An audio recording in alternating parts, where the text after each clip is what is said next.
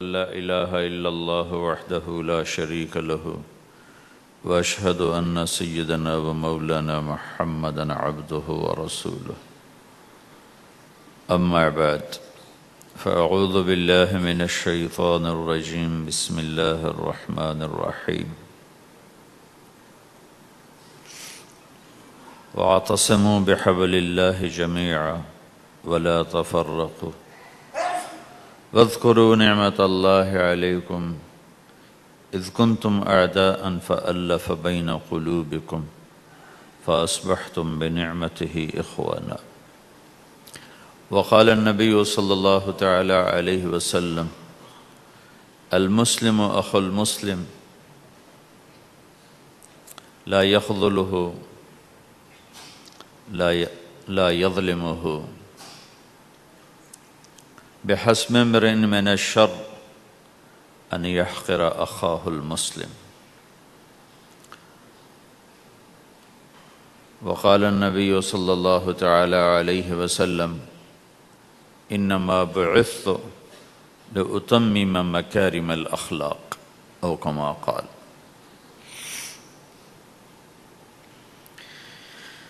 اللہ اکبر. میرے محترم بھائی اور دوستو،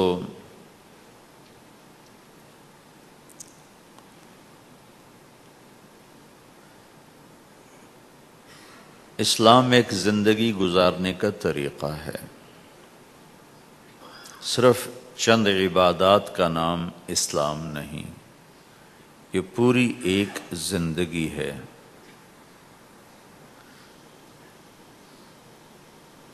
اور اس زندگی کو سکھانے کے لیے، چونکہ انسان پیدائشی طور پہ جاہل پیدا ہوتا ہے، اسے کچھ نہیں آتا، اسے سیکھنا پڑتا، اور جو سیکھتا ہے باہر سے سیکھتا ہے، سیکھا سکھایا نہیں پیدا ہوتا. کسی بچے کو آپ جنگل میں چھوڑ دو اور کوئی اس سے ملے نہیں تو وہ گونگا ہوگا، کچھ نہیں بول سکے گا. لیکن آپ چڑیا کے بچے کو تنہا چھوڑ دو، کوئی چڑیا اس سے ملاقات نہ کرے تو وہ اپنی زبان ہی بولے گا، اپنی زبان میں بولے گا. کوے کو تنہا چھوڑ دو، کوئی کوا اسے ملنے نہ دو تو کوے کی زبان ہی بولے گا. لیکن انسان کو گجراتی کا بچہ پنجابیوں میں چھوڑ دو تو گجراتی بھول جائے گا، پنجابی بولے گا. پنجابیوں کا بچہ گجراتیوں میں چھوڑ دو تو وہ پنجابی نہیں بولے گا، وہ گجراتی بولے گا. اور کوئی بھی نہ اس سے ملے، اسے تنہا چھوڑ دو تو وہ کچھ بھی نہیں بول سکے گا، گونگا ہوگا. انسان جو کچھ سیکھتا ہے باہر سے سیکھتا ہے، اور چونکہ امتحان کی جگہ ہے تو باہر دونوں چیزیں موجود ہیں، غلط بھی صحیح بھی. دونوں جنس بازار میں موجود. انسان کے علاوہ جتنی مخلوق ہے ان میں غلط کرنے کا کوئی سسٹم ہی نہیں ہے، وہ غلط کر ہی نہیں سکتے، جو کرتے ہیں ٹھیک کرتے. انسان کے اندر دونوں سسٹم ہیں، فَأَلْهَمَهَا فُجُورَهَا وَتَقْوَاهَا، یہ دونوں نظام لے کے چلتا ہے. اسلام کو سیکھنا پڑتا ہے، اور اسلام کے لیے جو سب سے بڑا سرمایہ ہے، جیسے آپ بازار میں جاتے ہو، دکان کھولتے ہو، پھیری لگاتے ہو، تو اس کے لیے پیسہ چاہیے، ڈالر چاہیے. ڈالر کے بغیر آپ کاروبار نہیں کر سکتے. اسلام کے لیے ایمان چاہیے، ایمان کے بغیر اسلام پہ چلا نہیں جاتا. جانتا ہوگا چل نہیں سکے گا. ایمان وہ طاقت ہے، وہ سرمایہ ہے، وہ کیپٹل ہے جس سے کوئی مرد عورت وہ دین پہ چل سکتا ہے. یہ زیادہ ہوگا تو زیادہ چلے گا، تھوڑا ہوگا تو تھوڑا چلے گا، نہیں ہوگا تو صفر ہوگا، زیرو ہوگا. تبلیغ کا جو یہ کام اللہ تعالیٰ نے ہمیں دیا ہے، یہ ایمان کو سیکھنے کی اور اس کو آگے پہنچانے اور پھیلانے کی محنت ہے۔ ایمان سیکھنے کے لیے فمن شاء اتخذ الی ربہ سبیلا، کوئی ایک طریقہ نہیں ہے، کئی طریقے ہیں۔ اللہ نے سبیل کے اوپر الف لام نہیں لگایا، الف لام ہٹا کر یہ بتایا ہے کہ اللہ تک پہنچنے کے راستے کئی ہیں، محنت کے راستہ تو ایک ہے اسلام، اس پر آنے کی جو محنت ہے اس کے راستے مختلف ہیں۔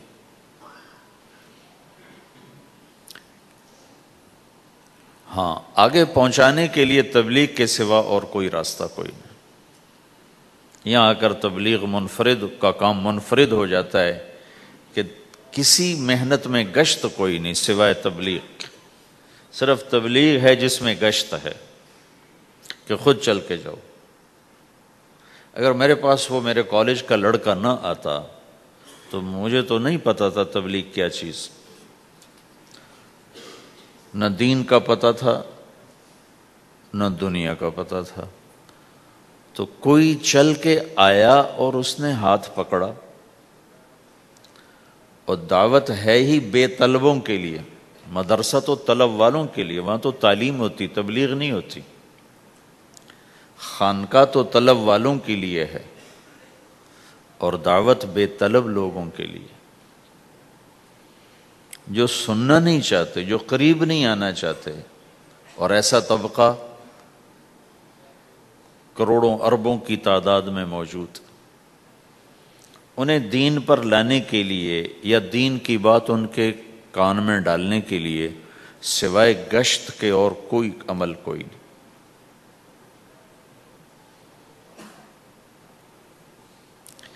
میں پشاور گیا تو جماعت میں انہوں نے کہا جی یہاں ایک وکیل صاحب ہیں، تبلیغ والوں کو بہت گالیاں دیتے ہیں،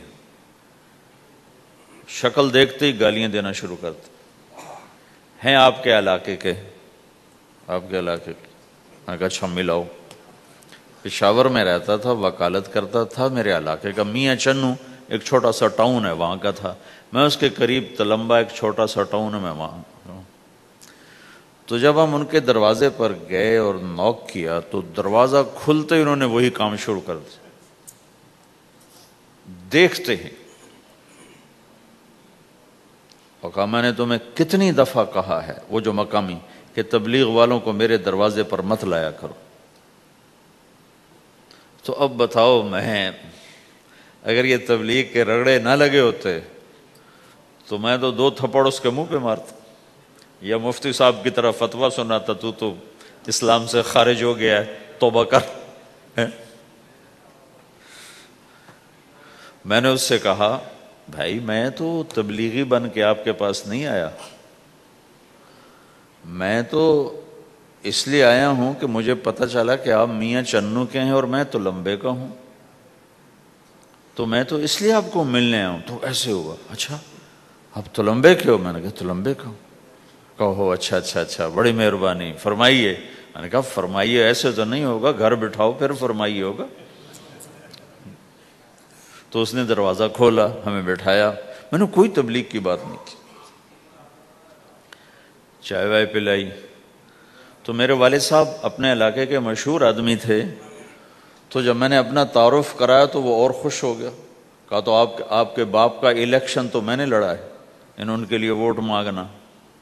تو ایسا خوش ہو گیا اور کھل گیا، اور چائے پلائی، بات چیت ہوتی رہی۔ تو اٹھتے ہوئے میں نے کہا فلاں مسجد میں ہماری جماعت آئی ہوئی ہے، میں نے کہا چلو آپ کو بتا دو۔ مغرب کے بیان میں وہ آیا ہوا تھا۔ پھر جتنے دن میں وہاں رہا وہ آتا رہا، میں واپس چلا گیا۔ بیچ میں کئی سال گزر گئے، لاہور کیولری گراؤنڈ ایک مشہور جگہ، وہاں میرا بیان تھا۔ جو کرکٹر آئے ہوئے تھے، ان کو ہم نئے سعید انور، انضمام، مشتاق، ان کو ہم قریب کر رہے تھے، اس وقت نئے ان کو قریب کر رہے تھے، تو یہ لوگ آئے ہوئے تھے۔ تو بیان کے بعد ان کو لے کر ہم ایک کمرے میں بیٹھے، اس کمرے کی دیوار شیشے کی تھی، تو لوگ اندر آنے کی کوشش کر رہے تھے، تو ان پہرے والے ان کو روک رہے تھے۔ تو اس میں سے ایک آدمی منہ اوپر کر کے میری طرف سے اشارہ کرے، تو میں نے دیکھا تو ایک آدمی کی بڑی داڑھی اور وہ مجھے ایسے ایسے اشارہ کر رہا ہے. میں نے نہیں پہچانا. تھوڑی دیر کے بعد میں نے غور سے دیکھا تو وہ وہی وکیل صاحب پشاور والے. تو میں نے کہا بھائی ان کو اندر بلاؤ اندر بلاؤ. وہ اندر آئے تو میں اٹھ کے ملا. کہنے لگے یہ دیکھو یہ تمہارا ایک گشت. میرا وقت بھی لگ چکا ہے, بدنوں کا چلہ لگا ہے یا 3 چلے لگے ہیں. تو جو دیکھو نا, آپ میں سے کئی لوگ پھیری لگاتے ہیں, جس کو گجرا پھیری لگاتا ہوں. پھیری میں پہلے سمجھا ہی نہیں. پھیری تو کہتے ہیں چھوٹے جہاز کو جو سمندر میں چلتا ہے. میں سمجھا یہ پھیری لگاتے ہیں پھیری, اور وہ تو گجراتی میں پھیری کہتے ہیں پھیری کو. تو پہلے تو میں چکر کھاتا رہا کہ یہ کیا ہے پھیری. پھیری تو چھوٹے جہاز کو کہتے ہیں, چھوٹا بحری جہاز.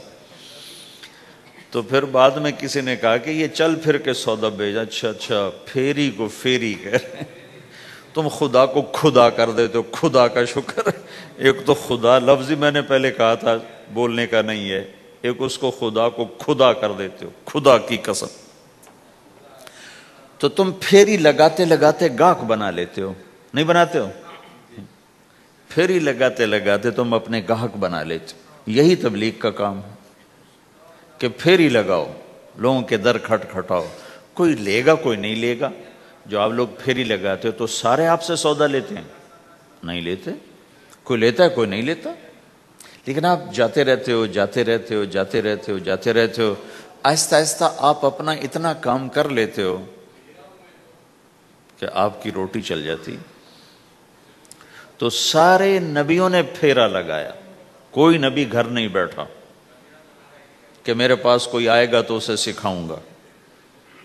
ہر نبی نے پھیرا لگایا.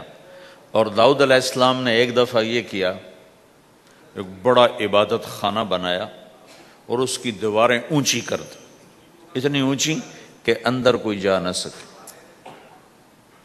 اور یہ طے کیا کہ ہفتے میں ایک دن میں کسی سے نہیں ملوں گا, صرف اللہ اللہ کروں گا.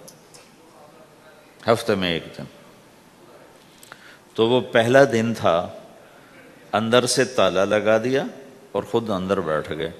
اور پہلا دن ہے کہ میں آج کسی سے نہیں ملوں گا. تو میرے رب کو یہ بات پسند نہیں آئی کہ نبی کا کام کٹ کے بیٹھنا نہیں ہے, لوگوں میں جانا ہے. تو اللہ تعالیٰ نے انسانی شکل میں 2 فرشتے اندر اتار دیے.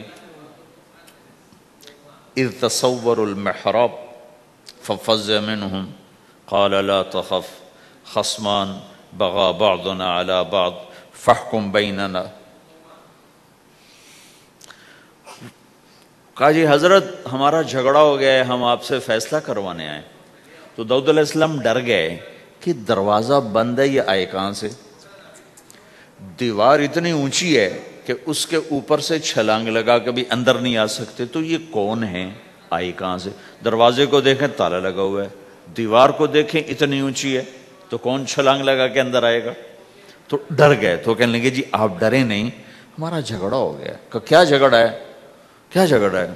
کہ ان ھذا اخی لہ 99 نعجہ ولی نعجۃ واحدہ فقال اکفلنیھا وعزنی فی الخطاب. یہ میرا بھائی ہے, اس کے پاس 99 بکریاں ہیں, بھیڑیں, 99 بھیڑ ہے, اور میرے پاس ایک ہے. یہ مجھے کہتا ہے ایک بھی مجھے دے دے, میری 100 پوری ہو جائے. تو آپ بتاؤ یہ غلط کر رہا ہے کہ ٹھیک کر رہا ہے. اب یہ فیصلہ تو آپ چھوٹے سے بچے سے بھی کروا سکتے ہو, نہیں. یہ تو لطیفہ سا بن گیا داؤد علیہ السلام کے لیے, لطیفہ بن گیا کہ ایک آدمی کہتا ہے جی میرے پاس 99 ہے, تیرے پاس ایک ہے, تو ایک مجھے دے دے, میری 100 ہو جائیں. تو داؤد علیہ السلام سوچ میں پڑ گئے یہ چکر کیا ہے. تو ایک دم ان کو خیال آیا کہ اوہو, یہ تو میرے رب نے مجھے پیغام بھیجا ہے کہ داؤد تجھے بندوں کو دعوت دینے کے لیے بھیجا ہے, مصلی پر بیٹھنے کے لیے نہیں بھیجا. ہاں مصلی پر بیٹھنا ہے, اس کے لیے رات ہے, قم اللیل الا قلیلا نصفہ او انقص منہ قلیلا او زد علیہ ورتل القرآن ترتیلا، چل ومن اللیل فتہجد بہ نافلۃ لک عسیٰ ان یبعثک ربک مقاما محمودا، رات ہے آ جاؤ، ان ناشئۃ اللیل ہی اشد وطئا واقوم قیلا، آجا آجا، رات بڑی مزے کی چیز ہے، تو اور میں تنہا، فَإِذَا فَرَغْتَ فَانصَبْ وَإِلَىٰ رَبِّكَ فَارْغَب، آ جاؤ، تتجافى جنوبهم عن المضاجع يدعون ربهم خوفا وطمعا ومما رزقناهم ينفقون، رات تیری میری، دن میرے بندوں کے لیے، نہیں بیٹھ سکتا، تسبیح پکڑ کے نہیں بیٹھ سکتے ہو۔ تو اس پر داؤد علیہ السلام سجدے میں گرے، آیت سجدہ ہے اس لیے میں نہیں پڑھتا ہوں، سجدے میں گرے اور کہا یا اللہ معافی کر دے، یا اللہ معاف کر دے، یا اللہ معاف کر دے، میں نے دروازے بند کر لیے حالانکہ یہ میرے منصب کے خلاف تھا، اس پر اللہ سے معافی مانگی۔ تو چل کے جانا نبیوں کی صفت ہے، یہی ہماری صفت، اس امت کو یہ کام دیا گیا کہ یہ اوروں کے پاس جا کے اپنا سودا پیش کر، اپنوں کو بھی سنبھالے اور غیروں تک بھی پہنچے، نہیں سنتے پھر جاؤ، نہیں سنتے پھر جاؤ، کیونکہ دلوں کا پھیرنا اللہ کے ہاتھ میں ہے، تیرے ذمہ آواز لگانا ہے۔ اللہ تعالیٰ نے تقسیم کر دی، قم اللیل الا قلیلا، رات اللہ کے پاس آ جا، دن میں کیا کر، ان لک فی النہار سبحا طویلا، تیرا دن میں کام بہت زیادہ ہے، سبحا طویلا، دعوت کے کام کو تیرنے سے تشبیہ دی ہے، سبح تیرنے کو کہتے۔ اللہ کے نبی کا ایک گھوڑا تھا جس کا نام تھا سبحہ، میں نے بتایا تھا پہلے دن، وہ اتنا تیز چلتا تھا جیسے تیر رہی ہو، اس لیے اللہ کے نبی نے خود اس کا نام سبحہ رکھا تھا، تیرنے والا۔ تو تبلیغ کے کام کو تیرنے سے تشبیہ دی کہ آپ نے لمبا تیرنا ہے، اور مکے میں تو پانی کوئی نہیں، تو کہاں تیرنا ہے جی؟ سارے مکے میں پانی کا قطرہ کوئی نہیں، زمزم کے کنویں کے سوا، تو تیرنا کہاں ہے؟ یہ اس دعوت کے کام کی بڑی خوبصورت تصویر ہے، سبحا طویلا۔ حالانکہ اللہ فرماتا ہے ان لک فی النہار شغلا طویلا عملا عظیما جہدا طویلا، لیکن سبحا طویلا، جو آدمی چل رہا ہوتا ہے اگر وہ بیٹھ جائے تو کوئی نقصان تو کوئی نہیں، گاڑی چلا رہا ہے کہیں گاڑی روک لے تو کوئی نقصان تو کوئی نہیں، تھوڑی دیر سے پہنچ جائے گا، کہیں گاڑی کھڑی کر کے کافی پینے لگ گیا تو کوئی مسئلہ تو کوئی نہیں ہے، آدھا گھنٹہ دیر سے گھر پہنچ جائے گا۔ تیرنے والا پانی میں اتر گیا، اب یہ رک سکتا ہے؟ کیوں بھائی؟ اگر یہ کافی پینے کا ارادہ کرے تو کہاں جائے گا؟ تو مچھلی کے پیٹ میں جائے گا۔ پانی میں اترنے کے بعد اختیار ختم ہے، اب تیرنا ہے، کہاں تک؟ دوسرا کنارہ جب تک ہاتھ میں نہیں آتا تیرنا ہے، سبحا طویلا، جب تک آخرت کا کنارہ ہاتھ میں نہیں آتا اے میرے نبی تجھے دعوت کا کام کرتے ہی رہنا ہے، کرتے ہی رہنا ہے، کرتے ہی رہنا ہے، تیری چھٹی کوئی نہیں۔ سبحن میں یہ اشارہ تھا کہ چھٹی کوئی نہیں، یہ موت تک کا کام ہے، وَاعْبُدْ رَبَّكَ حَتَّى يَأْتِيَكَ الْيَقِينُ۔ ہائے ہائے، جب یہ آیت اتری یا ایھا المدثر قم فانذر وربک فکبر، اے میرے محبوب اٹھ جا، اٹھ جا، میرا پیغام سنا، تو لیٹا ہوا ہے۔ تو اس پر آپ نے کہا خدیجہ انقطع ایام النوم والراحہ، میرے آرام کے دن چلے گئے، میرے سونے کے دن چلے گئے، میرے رب نے مجھے کہا ہے اٹھ جا اور میرا پیغام سنا۔ تو اس وقت تو کوئی جاننے والا نہیں تھا، تو پہلے آپ چپ کے بات فرما رہے تھے، پھر اللہ نے کہا کھل کے کہہ، تو پھر آپ نے کہا میں خدیجہ میں کس کو کہوں، میری کون سنے گا، من ادعو من یستجیب۔ تو حضرت خدیجہ نے عرض کی یا رسول اللہ آپ دعوت دینے میں پہل کریں، میں لبیک کہنے میں پہل کرتی ہوں۔ تو بھائیو، دعوت ہمارا سرمایہ ہے، دعوت سے ایمان بنتا ہے، ایمان سے عمل بنتا ہے۔ تو اگر آپ اس دعوت میں حرکت کرتے رہو گے، ان لک فی النہار سبحا طویلا، کل میں نے اس پر تھوڑی تفصیل سے بات کر دی تھی، آج میں اس سے اگلی بات کرنا چاہتا ہوں، لیکن اس کو بار بار سننا اس لیے ضروری ہے کہ آدمی بڑی جلدی بھول جاتا ہے، اور نفع سامنے نہ ہو تو اس کے لیے قدم اٹھانا، مال لگانا مشکل ہو جاتا ہے۔ آپ پھیری بھی تو لگاتے ہو، تو شام کو پیسہ ہاتھ میں آتا ہے تو تھکاوٹ چلی جاتی۔ میں نے ایک شخص سے کہا تھوڑا تبلیغ میں وقت دے دو بھائی، کہا جی مجھے گولیاں لگی تھیں تو اس کے بعد میرے بدن میں درد ہوتا ہے تو میں ٹائم نہیں دے سکتا، لیکن میں اسے دیکھتا تھا وہ صبح سے شام تک اپنے دکان پہ کھڑا ہوتا تھا، کھڑا ہو کے کام کرتا تھا۔ تو ایک دن میں نے اس سے پوچھا یہ تو دکان پہ کھڑا ہوتا ہے، اس کا درد تمہیں نہیں ہوتا؟ تبلیغ میں تو اتنی مشقت نہیں ہے۔ وہ کہنے لگا جی روز درد بہت ہوتا ہے، لیکن میں جب شام کو پیسے گنتا ہوں تو سارا درد چلا جاتا ہے، سارا درد چلا جاتا ہے۔ تو اب آپ تبلیغ میں 3 دن کے لیے گئے تو کچھ لگا کے آتے ہو، ہاتھ میں تو کچھ بھی نہیں ہوتا، اور چلے کے لیے جاؤ تو کچھ لگتا ہے، ہاتھ میں تو کچھ بھی نہیں آتا۔ 4 مہینے کے لیے جاؤ تو کچھ لگتا ہے، ہاتھ میں تو کچھ بھی نہیں آتا۔ تو وہ جذبہ پیدا نہیں ہوتا لگانے کا، تھکنے کا، تھکانے کا، جیسے دنیا میں پیدا ہوتا ہے کہ اس کی واپسی نظر آ رہی ہوتی۔ تو اس لیے بار بار ضرورت ہے اس کو سننے اور سنانے کی کہ اللہ نے اس امت کو یہ منصب دیا ہے، کنتم خیر امت اخرجت للناس، تم سب سے بہترین امت ہو، تمہیں نکالا گیا ہے۔ کیا کرتے ہو؟ تأمرون بالمعروف وتنہون عن المنکر وتؤمنون باللہ، بھلائی کی بات کرتے ہو، برائی سے روکتے ہو، صلہ مجھ سے لیتے ہو، تؤمنون باللہ، صلہ مجھ سے لیتے ہو، اللہ پہ ایمان لاتے ہو۔ کل بھی میں نے کہا تھا کہ ہر مسلمان کے ذمہ دعوت ہے، عمل کرے یا نہ کرے۔ آج پھر اس کو دوہرا رہا ہوں کہ عمل کرے یا نہ کرے، اوروں کو دعوت دینا ہر مسلمان کے ذمہ ہے۔ اللہ تعالیٰ نے بنو اسرائیل کے بارے میں کہا میری تم پہ لعنت ہے، لعن الذین کفروا من بنی اسرائیل علی لسان داود و عیسی ابن مریم، اے داود، اے عیسیٰ، ان پر لعنت بھیجو۔ کتنا سخت اللہ کا فرمان ہے۔ اچھا کیوں؟ کس لیے؟ اللہ نے دو جرم بتائے، ذَلِكَ بِمَا عَصَوْا وَكَانُوا يَعْتَدُونَ، یہ بہت نافرمان ہو چکے ہیں، بہت نافرمان ہو چکے ہیں۔ ایک اس کی وجہ سے ان پر اللہ کی لعنت۔ دوسرا کیا ہے؟ کانوا لا یتناہون عن منکر فعلوہ، جو گناہ خود کر رہے ہوتے ہیں اس سے اوروں کو نہیں روکتے۔ کانوا لا یتناہون، نہیں روکتے تھے، عن منکر، اس گناہ سے، فعلوہ، جسے وہ خود کر رہے ہوتے تھے۔ تو اس سے پتہ چلا کہ اگر کوئی نافرمانی بھی کر رہا ہے تو کسی کو اگر دیکھتا ہے نافرمانی کرتے تو اسے سمجھانا اس کے ذمے ہے۔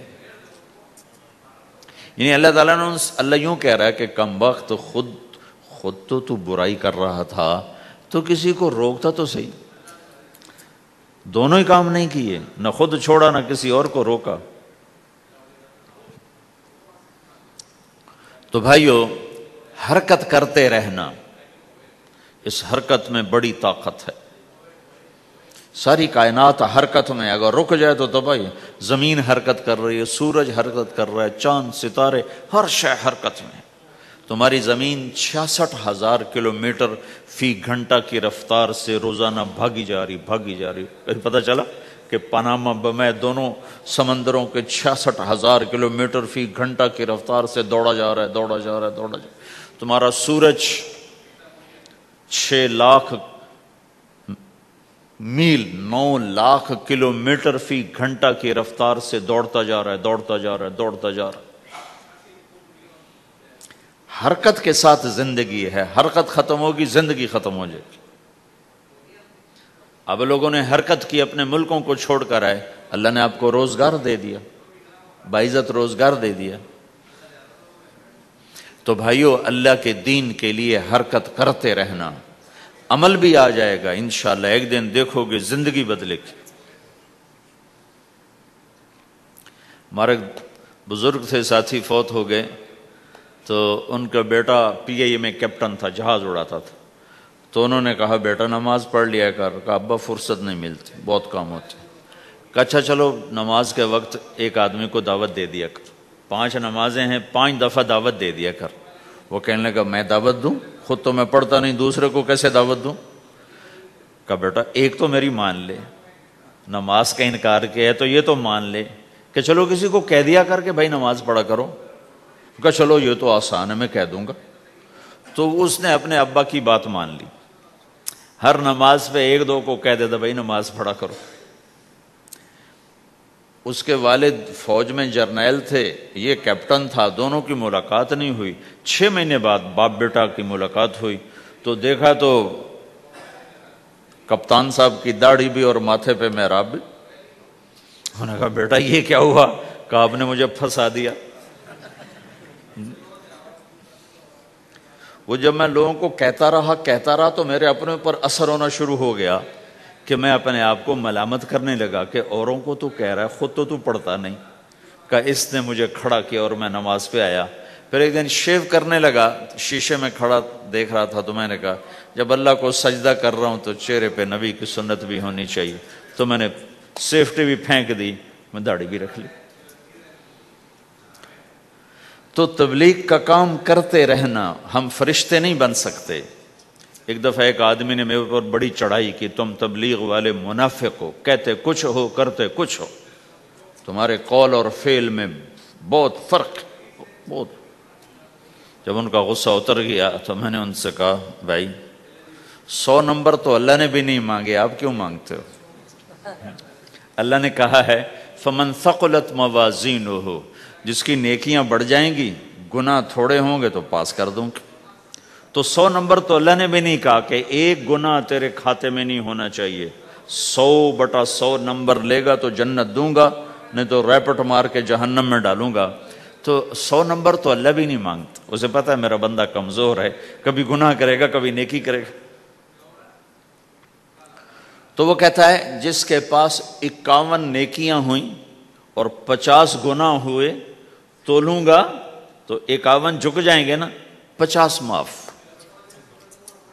مثال دے رہا ہوں میں، ہمارے علاقے میں ایک زمیندار تھے، وہ ذکر بھی بہت کرتے تھے، گالیاں بھی بہت دیتے، ادھر سبحان اللہ تیرے فلانے، الحمدللہ کے ساتھ ایک پھکڑ تولتے تھے، ساری زندگی وہ ایسا ہی کرتے رہے۔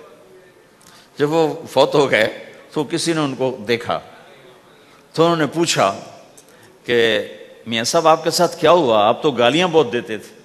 خود ہی انہیں پوچھ رہے آپ تو گالیاں بہت دیتے تھے، تو آپ کے ساتھ کیا ہوا؟ کہ اللہ تعالیٰ نے میرے ذکر اور میری گالیوں کو تولا تو میرا ذکر بڑھ گیا تو میری بخشش ہو گئی۔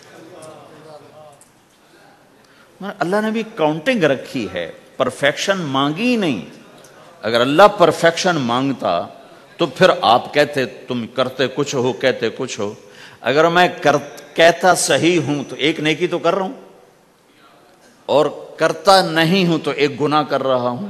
کیا پتا میرا رب میرے کہنے کے طفیل میرے نہ کرنے کو معاف کر دے۔ بس ایک صورت میں ہے کام خطرناک کہ اگر میں اس کہنے سننے کو اپنی دنیا بنانے کا ذریعہ بنا لوں پھر خطرناک ہے۔ أَتَأْمُرُونَ النَّاسَ بِالْبِرِّ وَتَنْسَوْنَ أَنفُسَكُمْ وَأَنْتُمْ تُتْلُونَ الْكِتَابَ، وہ یہ آیت ہے۔ لیکن اگر میرے اندر اخلاص ہے تو پھر میں انسان ہوں، کبھی اچھا کروں گا کبھی برا کروں گا، لیکن میرے ذمہ صدا لگانا ہے۔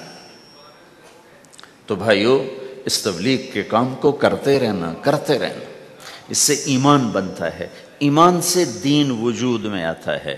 دین کے 2 حصے ہیں، ایک عبادات ہے جس میں نماز سب سے اہم ہے، پھیری پہ ہو گھر پہ ہو نماز نہ چھوڑو۔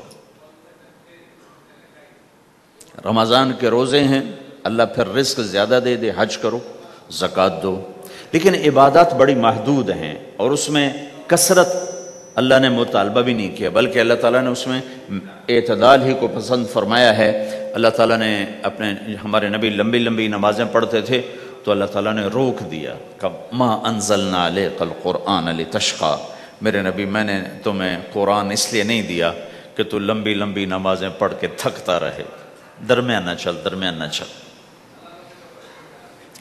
اللہ کے نبی نے تبلیغ میں زیادہ زور دکھایا تو اللہ نے اس پر بھی کہا فلا تذهب نفسك علیہم حسرات، اتنا غم نہ کیا کر کے تو خود ہی ہلاک ہو جائے، مت نہیں، ایسا نہ کر۔ تو عبادات محدود ہیں اور اس میں اعتدال مطلوب ہے۔ سارا دن مصلی پہ بیٹھنا یہ اللہ نہیں دیکھنا چاہتا، اللہ یہ دیکھنا چاہتا ہے کہ تو باہر جاتا کہ میں دیکھوں کہ اب تو کیا کرتا ہے۔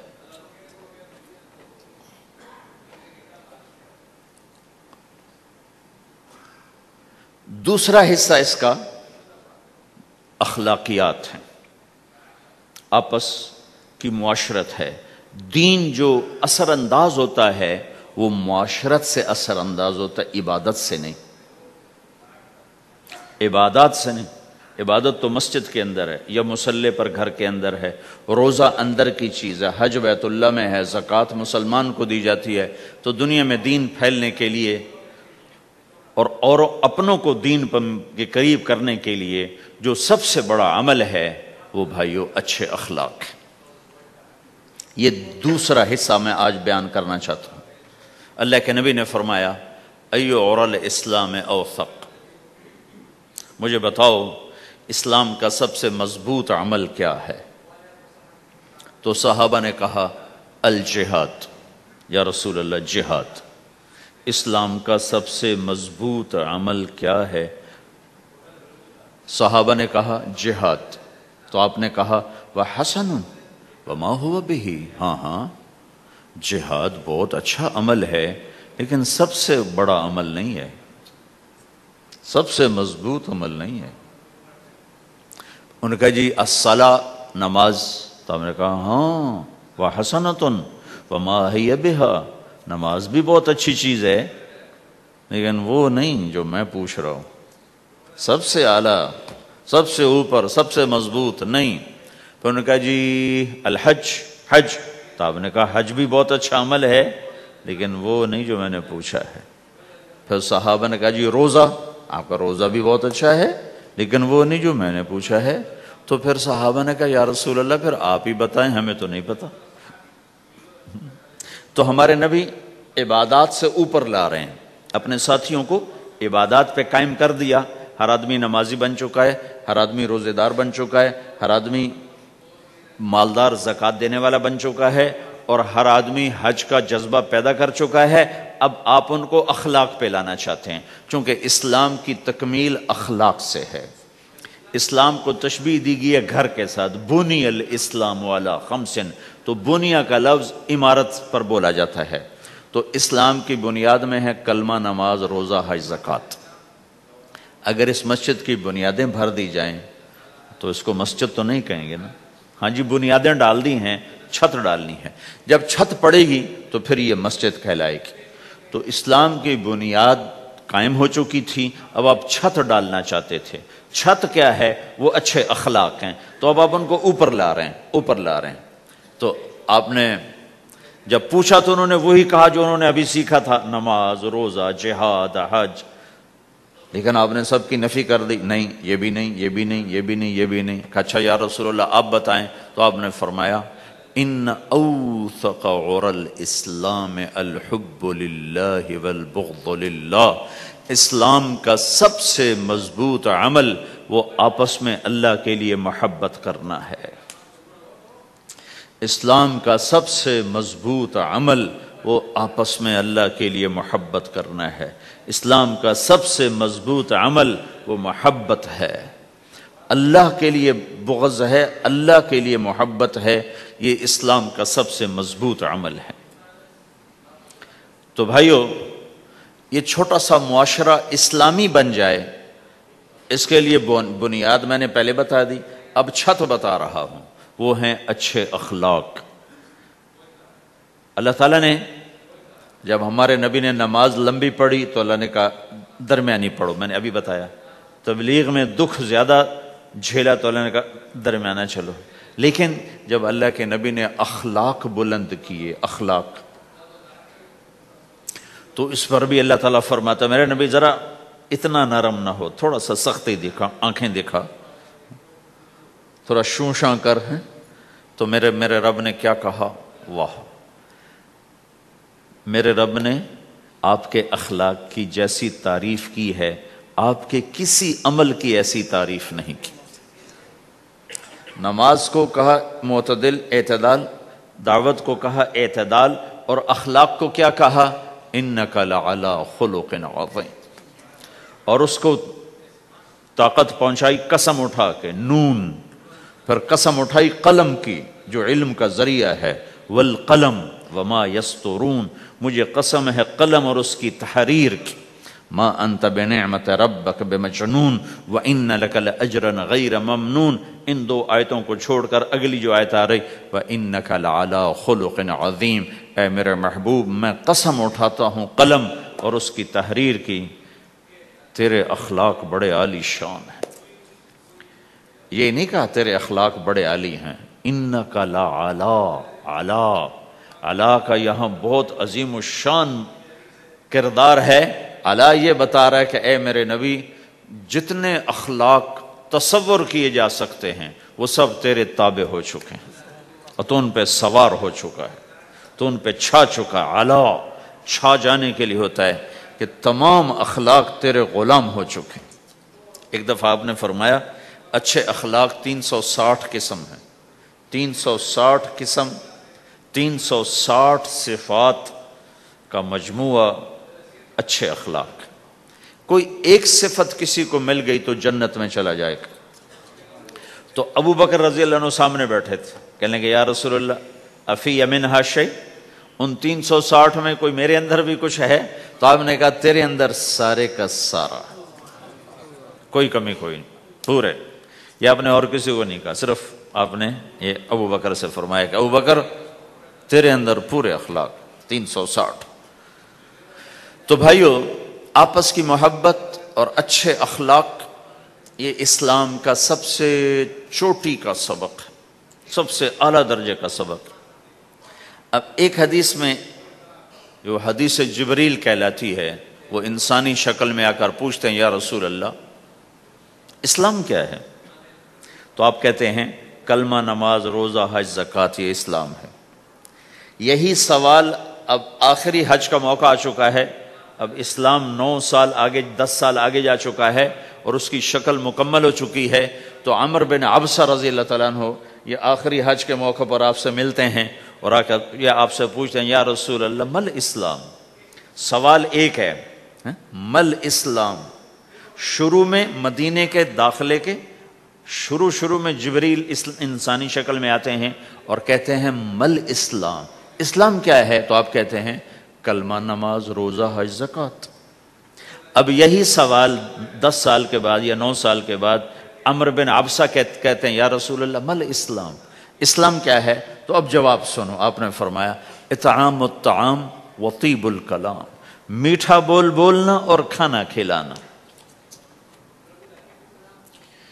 کسی سے میٹھا بول بولنا کتنا عظیم ہے میرے نبی کی، میرے اللہ کی بارگاہ میں، کہ آپ نے فرمایا ابتسامک فی وجہ اخیک صدقہ، تو اگر کسی مسلمان کو ہنس کے مل لے تو یہ بھی تیرے لیے صدقے کا ثواب ہے، صدقہ لکھا جائے گا۔ جبریل کہتے ہیں یا رسول اللہ مل ایمان، ایمان کیا ہے؟ تو آپ فرماتے ہیں اللہ کو ماننا، فرشتوں کو ماننا، نبیوں کو ماننا، کتابوں کو ماننا، تقدیر کو ماننا، موت کے بعد کی زندگی کا اقرار کرنا۔ ان تؤمن باللہ وملائکتہ وکتبہ ورسلہ وبالبعث بعد الموت، یہ ہے ابتدائی جواب۔ اب یہی سوال عمر بن عبسہ کرتے ہیں 9 سال کے بعد، یا رسول اللہ مل ایمان، ایمان کیا ہے؟ تو آپ نے فرمایا الصبر والسماحہ، صبر کرنا، معاف کرنا۔ سوال ایک ہے، جواب 2 ہیں، کیوں کہ جگہ اور نوعیت بدل چکی ہے۔ ابتدائے اسلام ہے تو عبادات بتائی جا رہی ہیں، انتہائی اسلام ہے تو اخلاق بتائے جا رہے ہیں کہ اے عمر ایمان کیا ہے؟ صبر کرنا، معاف کرنا، صبر کرنا، معاف کرنا۔ تو بھائیو، جو ہمارا معاشرہ بنے گا اسلامی، گھر میں باہر، وہ بنے گا اچھے اخلاق سے، عبادت سے نہیں، علم سے نہیں، تبلیغ سے نہیں، وہ بنے گا اچھے اخلاق سے، میٹھے بول بولنے سے، درگزر کرنے سے، معاف کرنے سے، سہ جانے سے، اور بازار میں سچائی۔ بازار میں میٹھا بول نہیں، وہ تو ہر تاجر مسکرا کے ملتا ہے، ہاں وہ تو کاروبار ہے مسکرانا۔ سچا بول، الصدق ینجی والکذب یہلک، میرے نبی نے فرمایا سچ نجات دیتا ہے اور جھوٹ ہلاک کر دیتا ہے۔ تو بازار کے اخلاق ہیں صحیح بولنا، صحیح تولنا، دھوکہ نہ دینا۔ میرے نبی سے پوچھا گیا یا رسول اللہ، مسلمان بزدل ہو سکتا ہے، ڈرپوک؟ آپ نے کہا ہو سکتا ہے۔ کہ یا رسول اللہ، مسلمان بخیل ہو سکتا ہے، بخیل کنجوس؟ آپ نے کہا ہو سکتا ہے۔ کہ یا رسول اللہ، مسلمان جھوٹ بول سکتا ہے؟ آپ نے کہا جھوٹ نہیں بول سکتا۔ آپ نے فرمایا میں اپنے امت میں ہر عیب کی توقع رکھتا ہوں کہ میرا امتی ہر گناہ کر سکتا ہے لیکن دو کام نہیں کر سکے گا اگر وہ میرا امتی ہے، ایک جھوٹ کبھی نہیں بولے گا، ایک دھوکہ کبھی نہیں دے گا۔ اور یہ دونوں کام ہمارے پورے عروج پر ہیں۔ تو مسلمان دھوکہ نہیں دیتا کسی کو، مسلمان جھوٹ نہیں بولتا۔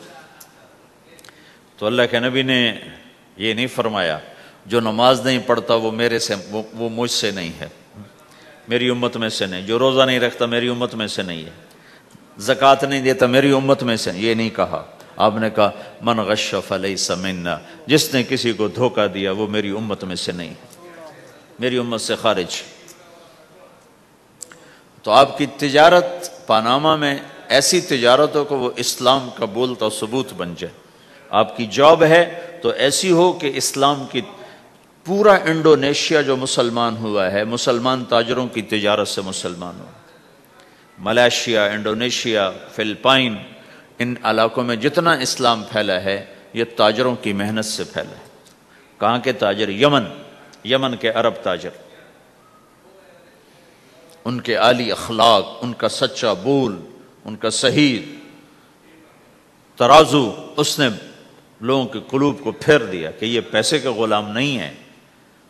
تو ہماری تجارت اس لیے نہیں کہ ہم پیسہ بنائیں، ہماری تجارت اس لیے کہ ہم تجارت میں اللہ کے احکام زندہ کریں، جس میں سب سے بڑا حکم سچ بولنا ہے اور دھوکے سے بچنا ہے، اور غلط کاروبار سے، غلط کام سے بچنا ہے۔ صرف ہم پیسہ نہیں کماتے، ہم اللہ کا امر دیکھتے ہیں کہ اگر میرے اللہ کے حکم کے مطابق ہے تو ٹھیک، اگر اس کے مطابق ہم چھوڑ دیں تو بھائیو اپنی پہچان کرواؤ سچائی کے ساتھ، دیانت کے ساتھ، دھوکے سے بچتے ہوئے۔ ایک تاجر مجھے بڑے فخر سے بتا رہا، فیصل آباد کی بات، کہ جی میں صبح صبح قرآن پڑھ رہا تھا، دکان پہ بیٹھا ہوا، کپڑے کا تاجر، تو ایک گاہک آ گیا، کہا جی آپ قرآن پڑھ رہے ہو، بھلے آدمی لگتے ہو، تو میں نے بیٹی کے جہیز کے لیے کپڑا خریدنا ہے، تو میں نے کہا آپ سے خرید لیتا ہوں۔ تو وہ پھر ہنس کے کہنا جی میں نے 16 روپے میٹر والا کپڑا 48 روپے میٹر میں بیچ دیا۔ میں نے کہا واہ بھائی واہ، قرآن کی قیمت بڑی تھوڑی لگائی تو۔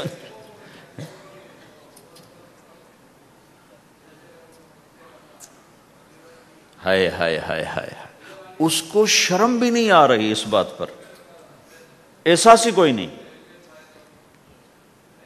کہ اس نے قرآن پڑھتے دیکھ کر اعتماد کیا، اور اس نے قرآن سے ہی اس کو دھوکہ دیا کہ پورے بازار میں 16 روپے گز ہے وہ کپڑا، وہ 48 روپے اس کو بیچ رہا ہے۔ اگر اپنے نبی کی بات سنو، آپ نے کہا سچا تاجر قیامت کے دن نبیوں کے ساتھ کھڑا کیا جائے گا۔ کیوں؟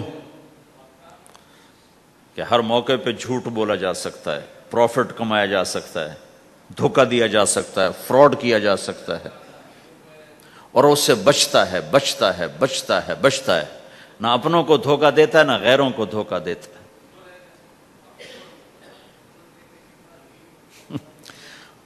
جب انگریز کا دور تھا تو وہ ایک دلی میں ایک جیب کترا تھا، جیب کاٹنے والا، تو وہ یہ سکھایا کرتا تھا لڑکوں کو، پھر ان کو بھیجتا تھا، تو اس کا ایک چیلا شام کو صرف 2 روپے لے کر آیا، 2 روپے لے کر، تو اس نے کہا بے وقوف، آج سارے دن کی کمائی 2 روپے؟ کہا استاد آج بہت بڑا مال مارا تھا، لیکن میں نے دیکھا تو وہ ایک گورا تھا، انگریز تھا، تو مجھے خیال آیا اگر قیامت کے دن عیسیٰ علیہ السلام نے میرے نبی کو گلہ دے دیا کہ تیرے امتی نے میرے امتی کی جیب کاٹی تھی، تو میں اپنے نبی کو کیا جواب دوں گا؟ تو میں نے جا کر اس کو واپس کر دیا، ابھی اپنے کے کھسکا کے لایا ہوں 2 روپے۔ تو پچھلے زمانے کے تو چور بھی ایسے خوددار ہوتے تھے، اب تو نمازی ایسے غیرت کہاں پھینک کے آ گئے ہیں، ماتھے پہ محراب ہوتا ہے اور دھوکے میں سب سے اول ہوتے۔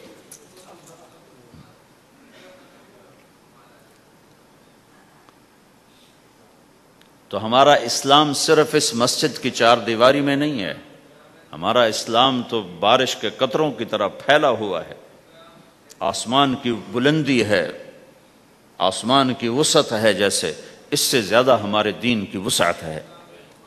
تو آپ کسی دفتر میں ہو یا اپنے کاروبار میں ہو، تو اس میں بھی اللہ کے نبی نے آپ کو طریقہ بتایا ہے۔ تو بازار کے اخلاق ہیں مسکرانا نہیں، بازار کے اخلاق ہیں سچ بولنا، صحیح دینا، صحیح تولنا، صحیح سودے کا عیب بتانا۔ عبد الرحمن بن عوف رضی اللہ تعالیٰ عنہ کے بارے میں، وہ پہلے 10 صحابہ میں آتے ہیں، پہلے 10 صحابہ۔ آپ نے کہا ابو بکر جنتی، عمر جنتی، عثمان جنتی، علی جنتی، طلحہ جنتی، زبیر جنتی، سعد جنتی، عبد الرحمن جنتی، ابو عبیدہ جنتی، سعید بن زید جنتی، اس میں ایک عبد الرحمن۔ جب ان کا انتقال ہوا تو انہوں نے 3 ارب 10 کروڑ 20 لاکھ دینار چھوڑے ترکہ۔ ہمیں تو بڑا بیوقوف بنایا گیا، کاغذ کو کرنسی بنا کے دے دیا۔ کاغذ، کرنسی تو سونا ہوتا ہے جی، کرنسی تو سونے اور چاندی کو کہتے ہیں، کاغذ کے ٹکڑے کو تو کرنسی نہیں کہتے۔ اور اب کرنسی بھی لے کر وہ کارڈ پکڑا دیے، جیب بھی خالی، اب کرنسی بھی کاغذ بھی کوئی نہیں، خالی کارڈ۔ اس کو کیا کہتے ہیں کارڈ کو؟ Credit card, credit card. وہ ساری دنیا کو بیوقوف بنائے ہوئے، یا تو کاغذ پکڑائے ہوئے ہیں یا کارڈ کاغذ بھی اب واپس لے لیا، اب کارڈ پکڑا دیا۔ اور عبد الرحمن بن عوف نے جو پیسے چھوڑے وہ کاغذ نہیں تھے، کاغذ کی کیا حیثیت، پاکستان میں روز چھپ رہے ہیں، کاغذ کی کیا حیثیت؟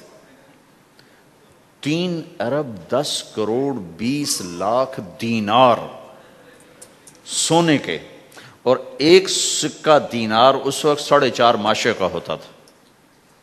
اب اس کو ملٹیپلائی کرو اور پورا پاناما خرید لیں اس پیسوں سے۔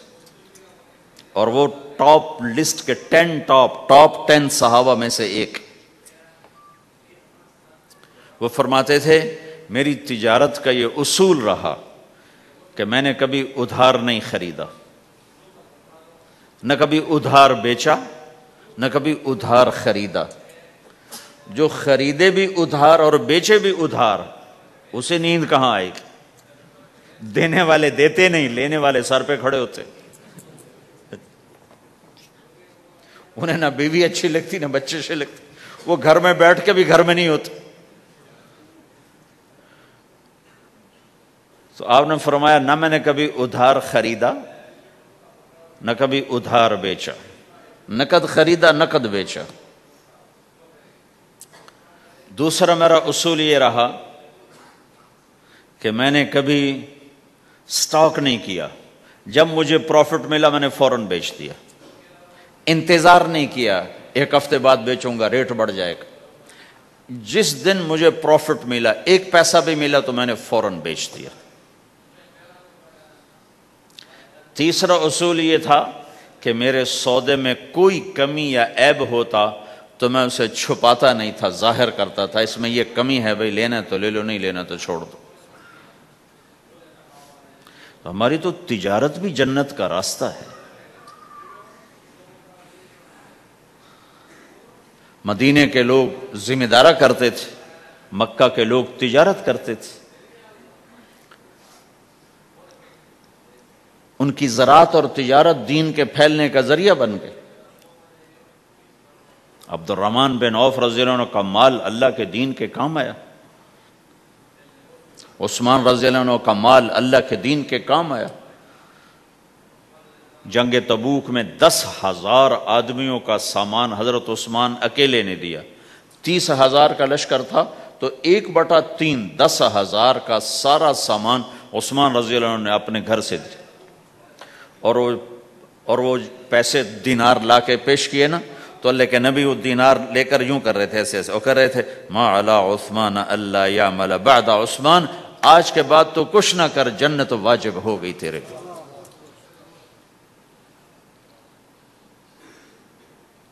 تو بھائیو، ہمارا دین صرف ہمیں عبادت نہیں بتاتا، بازار کی زندگی بتاتا ہے کہ مسلمان بازار میں کیسے ہوتا ہے۔ کسی کے ہاں ملازم ہے تو اس کی نوکری کیسی ہوتی ہے، اس کی دیانت کیسی ہوتی ہے، اس کا بول کیسا ہوتا ہے۔ وہ پیسے پہ قربان نہیں ہوتا، وہ پیسے کو ایمان پہ قربان کرتا ہے۔ تو آپ کی تجارت بھی دین کے پھیلنے کا ذریعہ بنے گی۔ آہا، صرف نماز سے گناہ معاف نہیں ہوتے۔ مسلم شریف کی روایت ہے، من امسا کالن بعمل یدہ امسا مغفورا لہ، جو صبح سے شام تک روزی کماتے کماتے حلال حلال حلال حلال، جھوٹ والی نہیں، کھوٹ والی نہیں، خیانت والی نہیں، حرام چیز نہیں، حرام چیز کا بیچنا بھی حرام ہے، خریدنا بھی حرام ہے، اس کا پروفٹ بھی حرام ہے۔ جس گھر میں حرام پیسہ جائے گا وہاں سکھ کبھی نہیں آئے گا، چیزیں آ جائیں گی، چین نکل جائے گا۔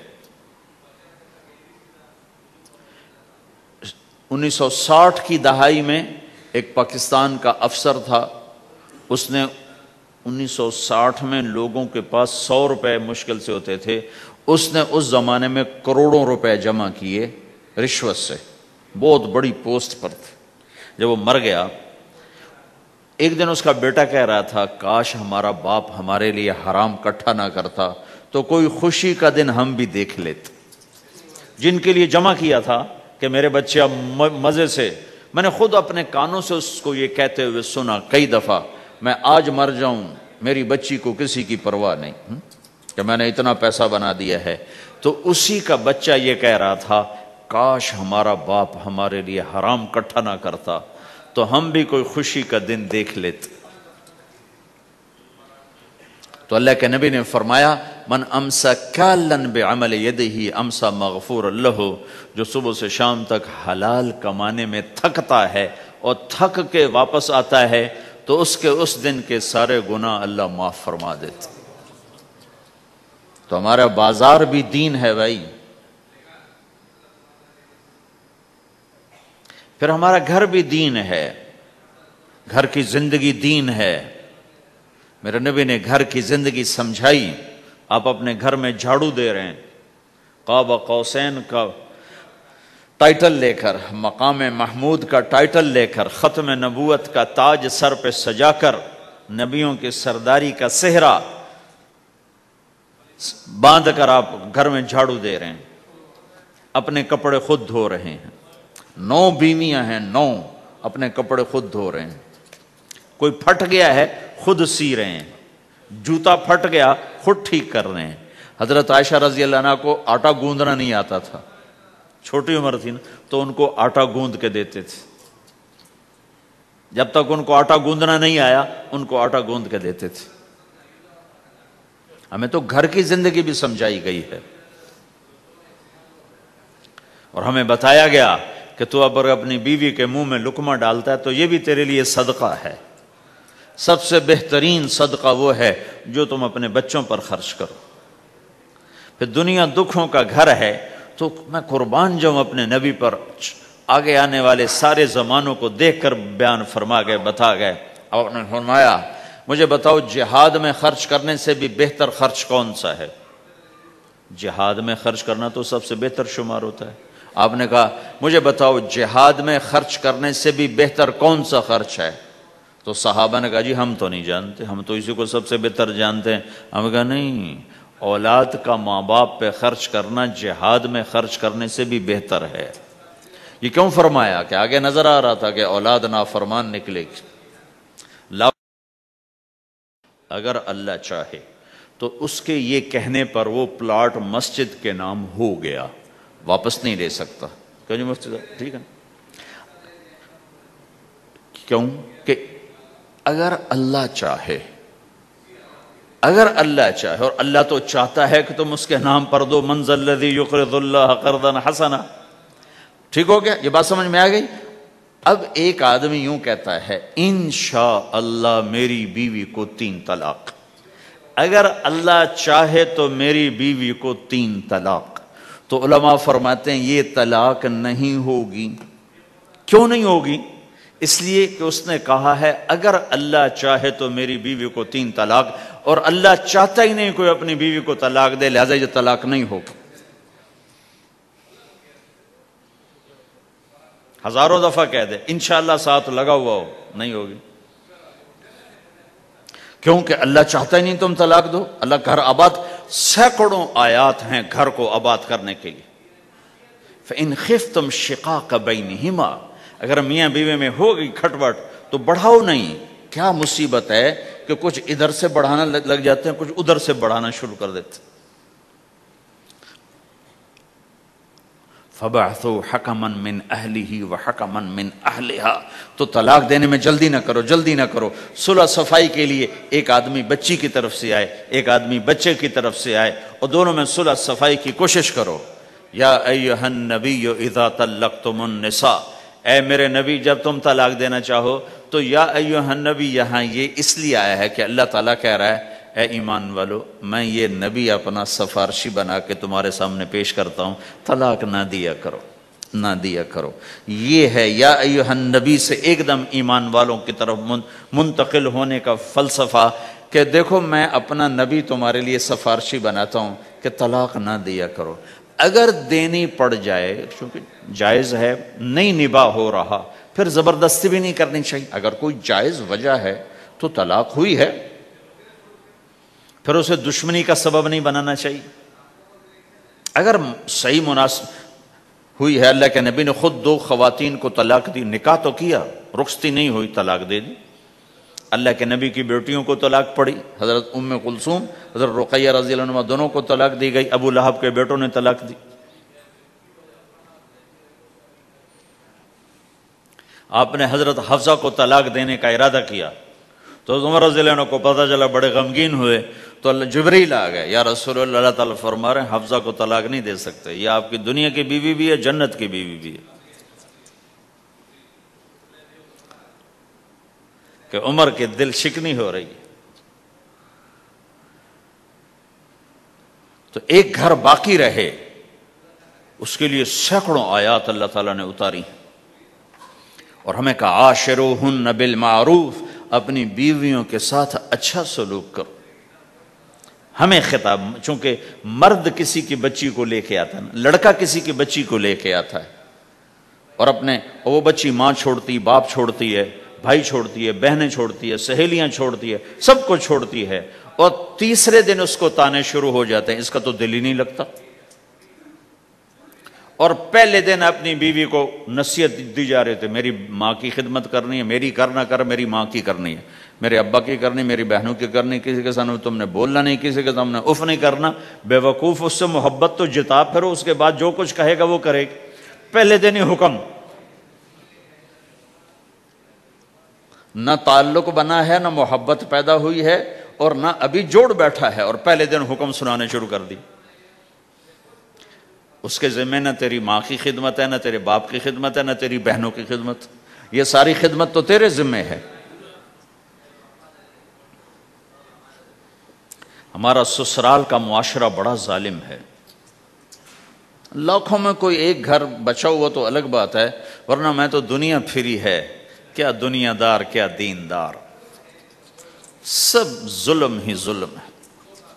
اتنی نیک عورتیں تہجد گزار مصلی سے اٹھتی نہیں، تسبیح ہاتھ میں ہے، لیکن جب وہ ساس بنتی ہیں تو ایسا ظلم ان کے اندر سے نکلتا ہے کہ کانپ اٹھتے ہیں در و دیوار۔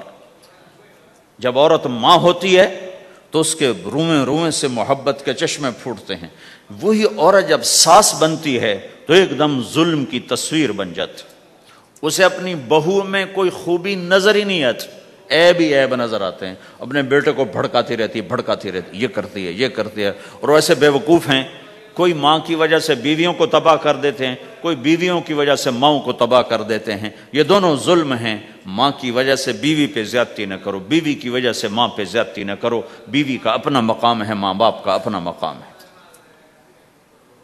بہنوں کا اپنا مقام ہے۔ 100% شکایات جھوٹی ہوتی ہیں، سب جھوٹ ہوتا ہے۔ اس لیے میرے رب نے دستور بتایا، ان جاءکم فاسق بنبأ فتبینوا، جب کسی کی خبر سنو، کوئی کمی کوتاہی سنو، اول تو سنو نہیں، اگر سننی پڑ جائے تو تحقیق کر لو، تحقیق کر لو۔ قاضی ایاس کے پاس آئے، ایک شخص آیا روتا ہوا، ہائے مر گیا، ہائے مر گیا، تو ان کے ساتھ ایک آدمی بیٹھے تھے، کہنے لگے حضرت اس کا قضیہ جلدی سے سن لیں، بیچارہ بڑا مظلوم لگتا ہے۔ کہنے لگے چپ کر، یوسف علیہ السلام کے بھائی بھی رات کو روتے ہوئے باپ کے پاس آئے تھے، ہر رونے والا مظلوم نہیں ہوتا، ہر رونے والا مظلوم نہیں ہوتا۔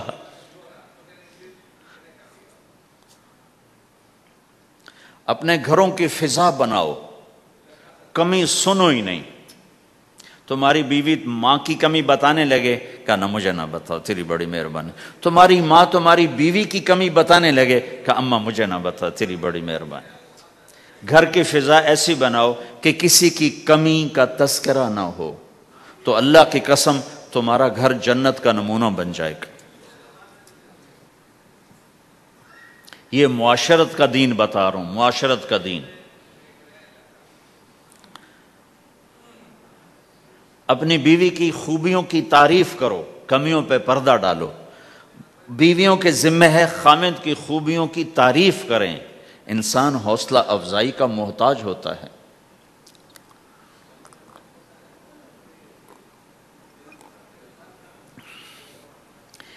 ایک بزرگ ہے اپنے کسی مرید کے گھر، تو وہاں انہوں نے کھانا کھایا، کھانا ان کو پسند آیا، کہنے لگے اپنی بیگم کو پردے میں بلاؤ۔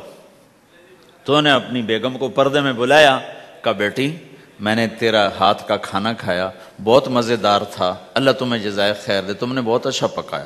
تو وہ زارو قطار رونے لگی۔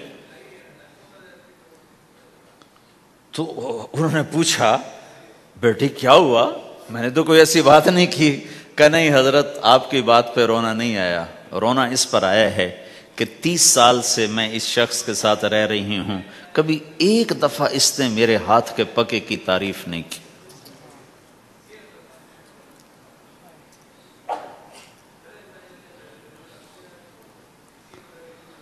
آپ گھر میں تشریف لائے، آپ نے پوچھا کوئی کھانے کو کچھ ہے؟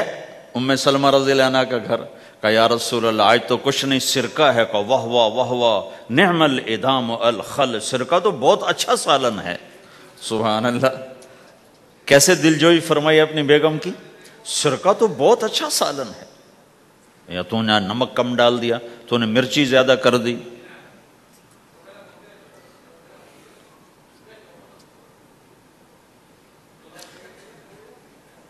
ہم رائمنڈ میں پڑھتے تھے نا، تو پکانا ہمارے ذمے ہوتا تھا، تو ہمیں پتا کہ پکاتے ہوئے کیا گزرتی۔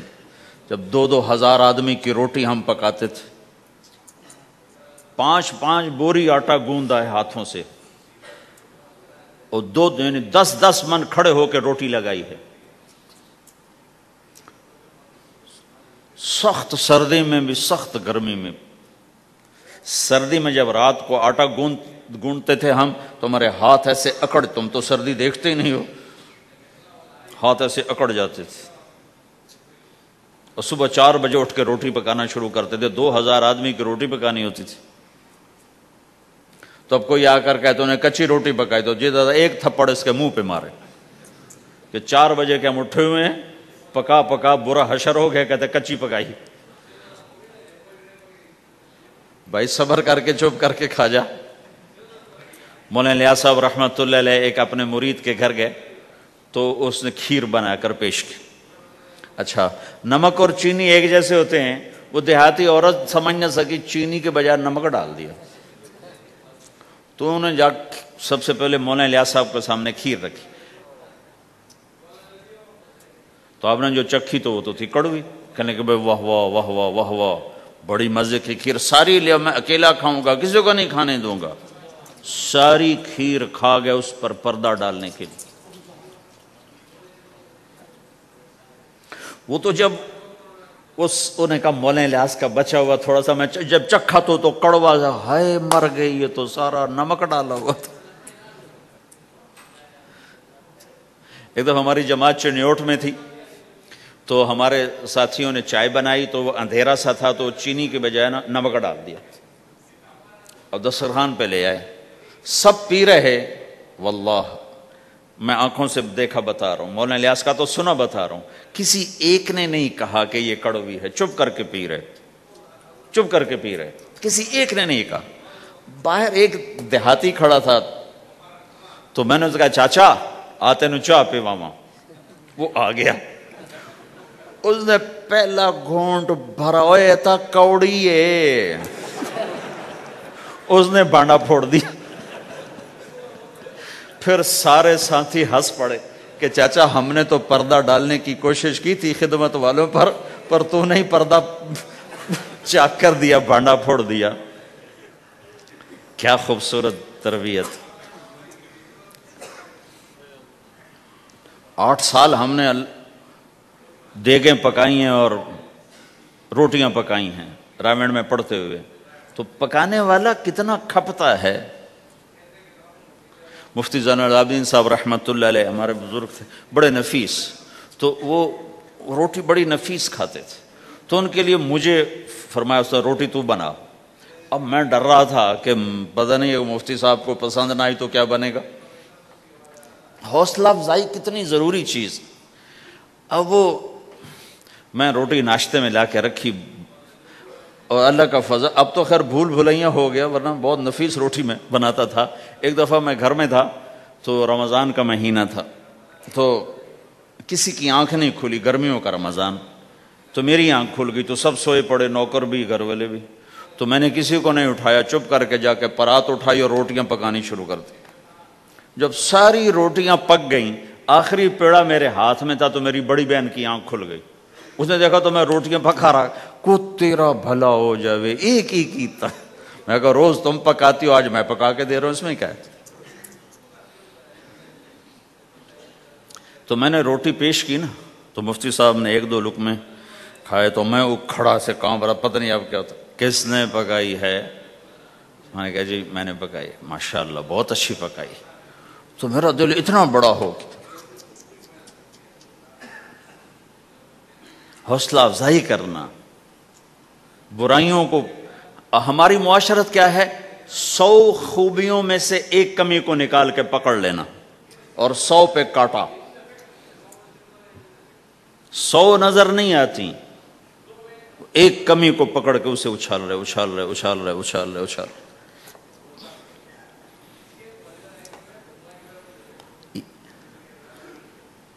یہ گھر کا دین ہے، گھر کا دین ہے، یہ گھر کی معاشرت ہے کہ ایک دوسرے کی حوصلہ افزائی ہو، اس سے دل بڑھتا ہے، دل بڑا ہوتا ہے. حضرت عائشہ رضی اللہ عنہ چھوٹی عمر کی ہیں تو آپ جہاد سے واپس آ رہے ہیں، جہاد سے. تو آپ نے صحابہ سے کہا آگے چلے جاؤ، سارے سب آگے چلے گئے اور نظروں سے غائب ہو گئے. تو اب خود اللہ کے نبی کہہ رہے ہیں عائشہ میرے ساتھ دوڑ لگاؤ گی؟ دوڑ لگائیں. تو حضرت عائشہ نے کہا لگاؤں گی؟ سبحان اللہ، سارے عالم کا ہادی تمہیں گھر کی زندگی بتا رہا ہے کہ گھر میں زندگی کیسی ہوتی۔ یہ مولوی صاحب چاہتے ہیں فتوے سے گھر چلاؤں، فتوے سے تھوڑا ہی چلتا ہے، وہ تو محبت سے چلتا ہے۔ تو فرمانا کہ ہم نے دوڑ لگائی تو میں آگے نکل گئی، اللہ کے نبی پیچھے رہ گئے۔ پھر کچھ عرصہ گزرا تو آپ ایک جہاز سے واپس آ رہے تھے، آپ نے صحابہ سے کہا تم سب آگے چلے جاؤ، سب آگے چلے گئے، نظروں سے اوجھل ہو گئے، غائب ہو گئے۔ تو پھر آپ نے کہا عائشہ دوڑ لگاؤ گی؟ کہا جی لگاؤں گی۔ پھر ہم نے دوڑ لگائی تو فرمانے لگے ان دنوں میں ذرا موٹی ہو گئی تھی، تو اللہ کے نبی مجھ سے آگے نکل گئے، تو آپ نے کہا ہذہ بتلک، کہ اب تیرا میرا حساب برابر ہو گیا، پہلے تو جیت گئی تھی، آج میں جیت گیا۔ حضرت عائشہ رضی اللہ تعالیٰ عنہ کو لقمے بنا کے کھلاتے تھے، بڑی بڑی بوٹیاں کھانے کا رواج تھا عربوں میں، بڑی بڑی بوٹیاں بناتے تھے، چھوٹی چھوٹی بوٹی نہیں ہوتی تھی۔ تو حضرت عائشہ رضی اللہ عنہ نے مثلا بوٹی اٹھائی، کبھی کبھی گھر میں مہینے میں ایک آدھ دفعہ گوشت بنتا تھا، تو آپ بوٹی اٹھا کر ایسے کھاتی نوچتی، تو ساری تو ایک دم کھائی نہیں جاتی تو رکھ دیتی تھیں۔ تو اللہ کا نبی وہی بوٹی اٹھاتے تھے اور حضرت عائشہ کو دکھا کر جہاں سے انہوں نے کھایا ہوتا تھا وہاں سے کھاتے تھے ایسے۔ پھر عائشہ رضی اللہ عنہ پانی کا پیالہ اٹھاتی اور پیتی، وہ پہلے بھی بڑے ہوتے تھے، ایسے چھوٹے گلاس نہیں ہوتے تھے، تو وہ پیتی تو جب رکھ دیتی تو اللہ کا نبی پیالہ اٹھاتے، جہاں اما عائشہ کے ہونٹ لگے ہوتے تھے وہاں ہونٹ لگا کے پانی دکھا کے یہ کرتے تھے۔ یہ بتا رہے ہیں اظہار محبت رشتوں میں بہت ضروری ہے، اظہار ضروری، بھائی کو بتاؤ میں تیرا بھائی ہوں، اس کے سامنے اظہار محبت ضروری ہے، بیوی سے اظہار محبت ضروری ہے، بیوی کا خاوند سے اظہار ضروری ہے، ماں باپ سے اظہار ضروری ہے۔ یہ سارے وہ رشتے ہیں جن کو میرے نبی نے قرآن سنو ماں باپ کے لیے وَخْفِضْ لَهُمَا جَنَاحَ الذُّلِّ مِنَ الرَّحْمَةِ وَقُلْ رَبِّ ارْحَمْهُمَا كَمَا رَبَّيَانِي صَغِيرًا۔ ہاں ماں باپ کے لیے اپنے پر پھیلا دو، پر بچھا دو۔ کیوں بھائی؟ انسان کے پر ہوتے ہیں یا بازو ہوتے ہیں؟ کیوں جی؟ بولو بھائی۔ باجو، تمہاری گجراتی میں بولوں نا، باجو، باجو ہوتے ہیں نا، پر تو نہیں ہوتے نا، لیکن اللہ کہہ رہا پر بچھا دو، اپنے ماں باپ کے لیے پر بچھا دو۔ پر بچھانے کا کیا مطلب؟ میں بتایا کرتا ہوں کہ اس آیت کو کسی تفسیر سے میں نہیں سمجھا، نہ کوئی تفسیر والا یہ تفسیر کی طرف جائے گا۔ یہ جو میرا کالج کا ایک دور ہے، ایک تبلیغ کا دور ہے، کالج دور میں جب ہمارے گاؤں کے قریب دریائے راوی ہے، اس کے کنارے جنگل تھا بہت بڑا، اس میں ہم شکار کھیلنے جاتے تھے، ایک ایک ہفتہ جنگل میں پڑے رہتے تھے، تو ساتھ کھانے کا سامان، ساتھ سارے حشم خدم، اور ایک ایک ہفتہ ہم شکار کرتے تھے۔ تو وہ تیتر کو لگتا تھا نا چھرا، وہ چھرے لگتے تھے تو گرتا تھا، تو یوں اس کے پر یوں ہو جاتے تھے، میرے آنکھوں کے سامنے وہ تیتر نظر آ رہے ہیں، وہ یوں ایسے گرتے تھے اور یوں گردن ٹیڑھی ہوتی تھی، اور اس کا مطلب یہ ہوتا تھا کہ اب میں تیرے بس میں ہوں، ذبح کر یا چھوڑ دے، میرا بس ختم ہو چکا۔ تو آئے ہائے ہائے، قربان جاؤں قرآن کی خوبصورتی پر۔ میرا رب کہتا ہے اپنے پروں کو بچھا دے ماں باپ کے آگے، جیسے زخمی پرندہ تیرے آگے بچھ جاتا ہے، کہ ذبح کر دو صاحب، بھون کے کھا یا کباب بنا کے کھا، اب تیرے حوالے ہوں، ایسے ہی ماں باپ کے آگے یوں ہو جا۔ کیا خوبصورت تعبیر کی ہے، لا تقل لهما اف، اون بھی نہ کر۔ آپ نے فرمایا کاش میرے والدین ہوتے، تمنا کی، 2 مہینے کے تھے ماں کے پیٹ میں تو باپ کا انتقال ہو گیا، یا اور نہیں تو میری ماں تو ہوتی، میری ماں تو ہوتی۔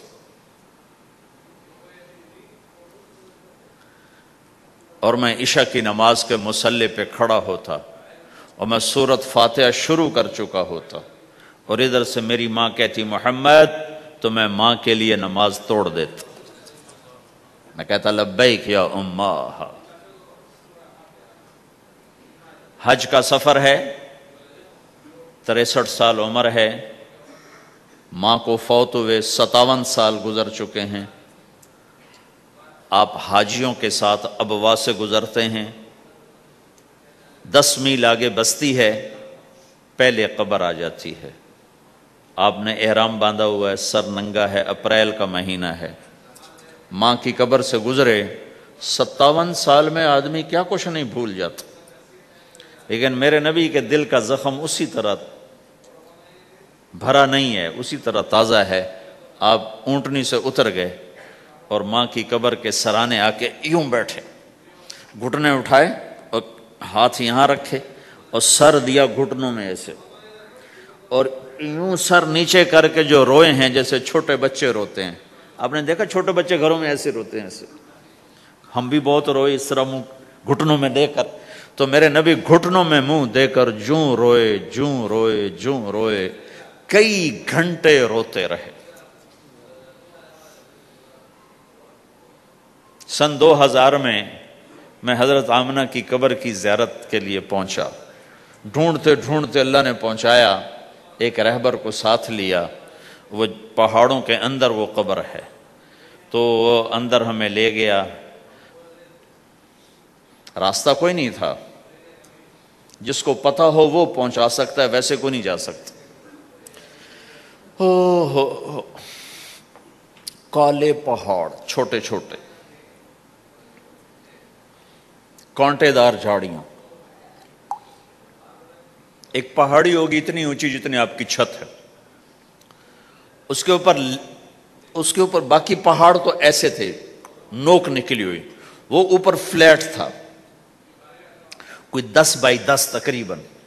وہاں میرے نبی کی ماں آرام کر رہی تھی، تو میں نے چاروں طرف دیکھا تو 2000 یعنی صرف 12 سال پہلے جنگل، ویرانہ، وحشت، 1400 سال پہلے یہاں کیا ہوگا۔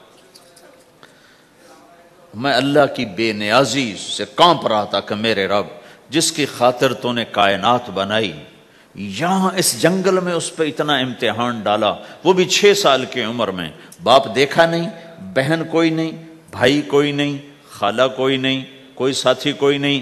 3 دن بعد یہ موت آتی تو مکے میں آتی تو کئی سینے سے لگاتے، 3 دن پہلے یہ موت آتی تو مدینے میں آتی، کئی سینے سے لگاتے، مدینے سے بھی نکالا اور مکے سے بھی دور کیا، اور جنگل کے اندر صرف 25 سال کی عمر میں اما آمنہ رضی اللہ تعالیٰ عنہ پہ موت نے وار کیا، اور اللہ کے نبی گھبرا گئے۔ 6 سال کے بچے کو سمجھ میں نہیں آ رہا کہ یہ کیا ہو رہا ہے، حضرت آمنہ بول نہیں پا رہے، مجھے لگتا ہے غالباً ہارٹ اٹیک ہوا ہوگا۔ 3 افراد، والدہ، خادمہ ام ایمن اور میرے نبی، اور حضرت آمنہ یوں تڑپ رہی تھی، ایسے پہلو بدل رہی تھی، تڑپ رہی تھی، اور آپ سہمے ہوئے بیٹھے تھے اور سمجھ میں نہیں آ رہا تھا ہوا کیا ہے۔ پھر حضرت آمنہ نے آخر میں اپنے آپ کو، ہارٹ اٹیک میں بولا نہیں جاتا، مجھے ہوا تھا تو مجھے پتا ہے بولا نہیں جاتا، آخر بجھتی شمع بھڑکی کا بیٹا ہر زندہ نے مرنا ہے، ہر جوانی نے ڈھلنا ہے، اور لگتا ہے میرے جانے کا وقت آ چکا ہے، ولد تو طہرن، تو ایسا پاک ہے کہ تیرے ذریعے سے سارا عالم پاک ہوگا۔ اور شمع بجھی اور چھوٹا سا معصوم بچہ ماں کے سینے پر سر رکھ کے جو رویا ہے، کاش تم اس جگہ پہ ہوتے، اس خوبصورت ملک میں تم ابوا کو کیسے جانو، اور میں تمہیں کیسے بتاؤں، میں ہزاروں دفعہ یہ قصہ سنا چکا ہوں، مجھے ہر دفعہ رونا آتا ہے کہ میں وہاں اپنے آپ کو محسوس کرتا ہوں کہ ہائے، یہاں اس جگہ اتنا بڑا امتحان، اور صرف 6 برس کا، کون وہاں قبر بنانے آیا؟ کوئی گزرے ہوں گے، ویسے تو کسی کے بس میں نہیں وہاں قبر بنانا۔ جب پہاڑ سے نیچے اترے تو ہمارے نبی پھر بھاگے، جب ام ایمن اوپر پہنچی ہیں تو کیا منظر تھا کہ ابوا کے پہاڑ بھی روئے اور زمین آسمان بھی روئے، اور ہر پتھر رویا کہ 6 سال کا معصوم بچہ 2 جہان کا سردار ہے، جنت کا چابی بردار ہے، اللہ کا جھنڈا ان کے ہاتھ میں ہوگا، شفاعت ان کی کہ طفیل حساب ہوگا، ان کی شفاعت کے ساتھ پل پار ہوگا، ان کے صدقے جنت کا دروازہ کھلے گا، ان کے صدقے جنت میں داخلہ ہوگا، ان کے صدقے گناہوں کی معافی ہوگی۔ اور اتنی بڑی ہستی والضحیٰ واللیل اذا سجا کا ٹائٹل لینے والا، وما ارسلناک الا کافۃ للناس بشیرا ونذیرا کا ٹائٹل لینے والا 6 سال کا بچہ، مجھے دیکھو ماں کی قبر سے لپٹ کے ماں کی قبر کو سینے سے لگایا ہوا تھا اور اس کے اوپر لیٹے ہوئے تھے۔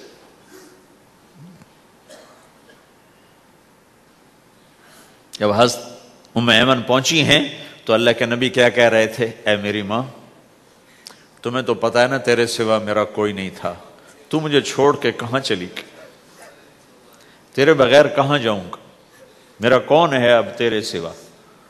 ام ایمن نے اٹھایا کہ مجھے چھوڑ دو، میں کہیں نہیں جاؤں گا، میں اپنی ماں کے سوا کہیں نہیں جاؤں گا۔ کھینچ کے اٹھایا، نیچے لائیں، اونٹنی پہ بٹھایا، 3 راتیں مسلسل روتے روتے یہ سفر ہوا ہے۔ ہائے ہائے، کوئی آنسوں کو آگے کوئی خالہ نہیں بیٹھی، باپ بھی نہیں بیٹھا ہوا، بھائی بھی کوئی نہیں، بہن بھی کوئی نہیں ہے، کوئی نہیں جس کے گود میں سر رکھ کے اب یہ بچہ سوئے گا۔ تنہائیوں کے ساتھ اب بسیرا ہے۔ تو میرے نبی کا کھانا پینا چھوٹ گیا، کچھ نہیں کھاتے تھے سارا دن، زمزم کے پانی کے چند گھونٹ پیتے تھے اور تنہا بیٹھے رہتے تھے۔ تو اس پر آپ نے یہ کہا کاش میری ماں ہوتی تو میں ایسی خدمت کرتا کہ اس کے پیچھے نماز بھی توڑ دیتا۔ تو ماں باپ کا ایک مقام ہے جو دین بتاتا ہے بھائی، صرف پیسہ ہی بنانا سب کچھ نہیں ہے، اور بھی دکھ ہیں زمانے میں محبت کے سوا، راحتیں اور بھی ہیں وصل کی راحت کے سوا۔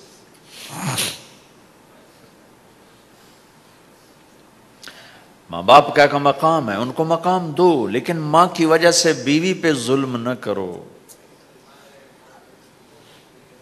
بیوی کے عشق میں ماں پہ زیادتی نہ کرو۔ یہ گھر کی معاشرت ہے، یہ گھر کی زندگی ہے۔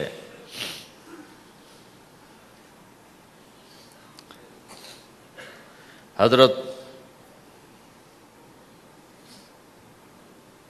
نعمان بن حارثہ بن نعمان 2 صحابہ کے بارے میں آتا ہے کہ جیسی انہوں نے ماں کی خدمت کی اور کسی نے نہیں کی، ایک حضرت عثمان، ایک حارثہ بن نعمان۔ حارثہ بن نعمان کے بارے میں تو آپ نے کہا میں جنت میں گیا تو میں نے قرآن کی تلاوت سنی، تو میں نے کہا یہ کون تلاوت کر رہا ہے؟ کہا جی حارثہ۔ کہا حارثہ تو مدینے بیٹھا ہے، یہاں تلاوت کیسے؟ تمہیں سنانے کے لیے کتنا بڑا سپیکر لگا ہوا ہے، اس 7ویں آسمان پر جنت ہے۔ تو کہا فرشتوں نے کہ جی ماں کی ایسی خدمت کی ہے، جب قرآن پڑھتے ہیں اللہ ساری جنت کو سناتا ہے۔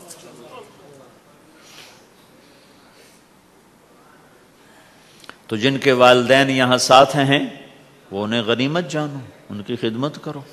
لیکن میں بار بار اس لیے بتا رہا ہوں کہ یہ پہلو میں بہت کمی زیادتی ہے کہ ماں باپ یا ماں کی وجہ سے بیوی پہ زیادتی نہ کرو، چونکہ ساس کو میں نے رحم دل نہیں دیکھا، چاہے وہ تہجد گزار ہو، چاہے وہ روزے دار ہو، چاہے وہ حج عمرے کرتی ہو، چاہے سارا دن تسبیح اس کے ہاتھ میں ہو، میں نے کسی ساس کو رحم دل نہیں دیکھا، چونکہ یہ اخلاق سیکھے ہی نہیں ہیں، سکھائے ہی نہیں ہیں کسی نے۔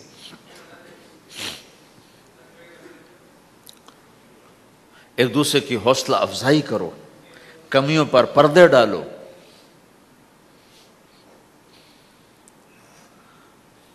اپنے گھروں میں تم پرائے دیس میں اولاد کو وقت دو، اولاد کو ٹائم دو۔ دین سکھانے کے لیے سب سے پہلا مدرسہ ماں باپ ہیں، تربیت کی پہلی جو مجلس ہے وہ ماں باپ ہیں۔ اگر ماں باپ ٹائم دیتے رہیں گے تو اولاد کے اندر دین آئے گا۔ اگر ماں باپ نے ٹائم نہ دیا، دو جہان کے سردار ہیں، اپنے بچوں سے کیسے گھل ملے ہوئے ہیں. آپ حسن حسین دونوں کو کھڑا کرتے. جعفر رضی اللہ عنہ جوانی میں شہید ہو گئے تھے، ان کے 3 بیٹے عبداللہ اور محمد، ان کو کھڑا کرتے، پھر خود ایسے بیٹھ جاتے. ہاں بھائی، جو مجھے پکڑے گا اس کو انعام ملے گا، سب سے پہلے جو مجھے ہاتھ لگائے گا اس کو انعام ملے گا. تو 5 بچے دوڑ لگاتے، کوئی سر پہ چڑھتا، کوئی گود میں، کوئی کمر پہ، ہر کوئی کہتا میں نے پہلے ہاتھ لگایا، میں نے پہلے ہاتھ لگایا ہے. یہ 2 جہان کے سردار اپنے بچوں کے ساتھ تمہیں زندگی سکھا رہے ہیں. فرض نماز، نفل نہیں بھائی، فرض با جماعت نماز ہو رہی. اور حضرت زینب کی بیٹی امامہ کو یہاں بٹھایا ہوا فرض نماز میں. اور نبی کی نماز میں تو کوئی فرق نہیں پڑتا، ہماری نماز تو ٹوٹ جائے گی، نبی کی نماز میں تو کوئی فرق نہیں پڑتا. پھر جب آپ رکوع میں جاتے تو ان کو بٹھا دیتے، سجدہ کر کے اٹھنے لگے پھر اٹھا کے یہاں بٹھا کے پھر نماز شروع کر دیتے. ذرا تمہیں سکھانے کے لیے ہے. آپ سجدے میں گئے، فرض. تو حسن رضی اللہ عنہ کمرے سے نکلے اور دوڑتے ہوئے کہ اللہ کے نبی کی کمر پہ چڑھ گئے. تو آپ نے سجدہ لمبا کر دیا. جب لمبا زیادہ ہو گیا تو صحابہ ڈر گئے، یہ کیا ہو گیا؟ تو پہلی صف والوں نے ذرا یوں اٹھا کے سر اٹھا کے دیکھ چکر کیا ہے. تو دیکھا تو حسن کمر پہ چڑھے ہوئے. تو جو قریب میں ایک آدمی تھا اس نے سجدے میں ہی ہاتھ آگے کیا ان کو پکڑ کے نیچے اتارنے کے لیے. تو اللہ کے نبی کی یہاں سے نظر پڑی کہ ایک ہاتھ آگے آ رہا ہے، تو آپ نے یوں اشارہ کیا، چھوڑ دو کچھ نہ کہو. تو جب تک حسن نہیں اترے کمر سے آپ نے سجدے سے سر نہیں اٹھایا.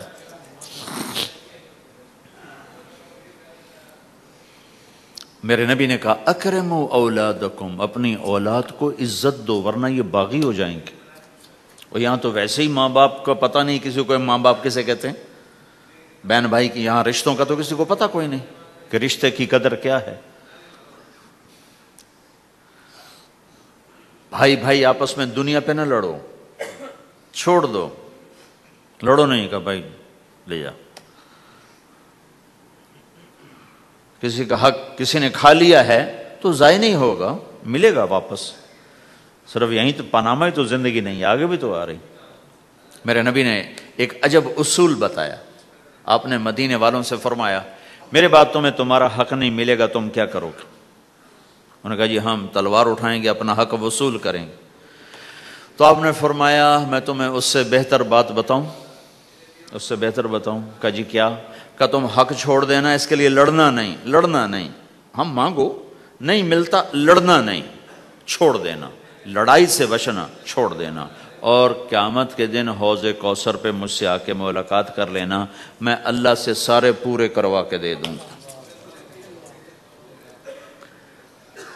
جب تمہارا وکیل ہو محمد مصطفیٰ جی صلی اللہ علیہ وسلم اور جج ہو اللہ، تو کیسا فیصلہ آئے گا؟ یہاں تم کتنا کو لے لو گے ڈالر میں، پلاٹ میں کتنا لے لو گے؟ ہاں لو، اپنا حق نہ چھوڑو. لیکن اگر لڑائی ہو رہی ہے تو پھر چھوڑ دو، چلو لے جاؤ، میں رشتہ قربان نہیں کروں گا، چیز قربان کر دوں گا. اللہ تمہاری نسلوں کو یہاں بھی نحال کرے گا. آگے انتظار کرو، اللہ کے نبی حوض کوثر پہ تمہارے انتظار میں ہے. آ جاؤ، جن کے حق مارے گئے آ جاؤ، آج میں اللہ سے لے کر دیتا ہوں. اور آخری بات کرتا ہوں، بات ختم کرتا ہوں. ان ساری گھر کی زندگی، بازار کی زندگی، میاں بیوی کی زندگی، ماں باپ کے ساتھ، بیوی کے ساتھ، بیوی کا خامند کے ساتھ، بھائی کا بھائی کے ساتھ، بہن کا بھائی کے ساتھ، ان سارے رشتوں میں اور آپ کا آپس میں آپ مختلف لوگ بیٹھے ہوئے ہو، آپ سب کا آپس میں یہ سب کچھ قائم ہو جائے جو میں کہنے کی کوشش کر رہا ہوں. آخری ایک بات کہتا ہوں. اللہ کے نبی نے فرمایا معاذ تمہیں سارے دین کا خلاصہ بتاؤں؟ افلا انبئک بملاک ھذا کلہ، معاذ میں تمہیں سارے دین کا خلاصہ بتاؤں؟ میں پھر کہتا ہوں معاذ میں تمہیں سارے دین کا خلاصہ بتاؤں؟ دین کا خلاصہ. انہوں نے کہا جی کیا ہے؟ یہ کب کی بات ہے؟ آپ تبوک کے سفر سے واپس آ رہے ہیں اور معاذ رضی اللہ عنہ پوچھتے ہیں یا رسول اللہ جنت میں جانے کا راستہ تو بتائیں. تو آپ فرماتے ہیں نماز قائم کر، زکوٰۃ دے، روزے رکھ. روزہ ڈھال ہے، صدقہ گناہوں کو مٹاتا ہے، رات کا قیام اللہ تعالیٰ کی بارگاہ میں اللہ کی رضا کی خاطر جنت کے دروازے کھلواتا ہے. ایک لمبی نصیحت ہے، پورا دین اس میں سمجھاتے ہیں. پھر آپ نے آخر میں کہا معاذ اب میں تمہیں سارے دین کا خلاصہ بتاؤں؟ تو انہوں نے کہا جی وہ کیا ہے؟ تو مجھے دیکھو سارے. تو آپ نے یوں کیا،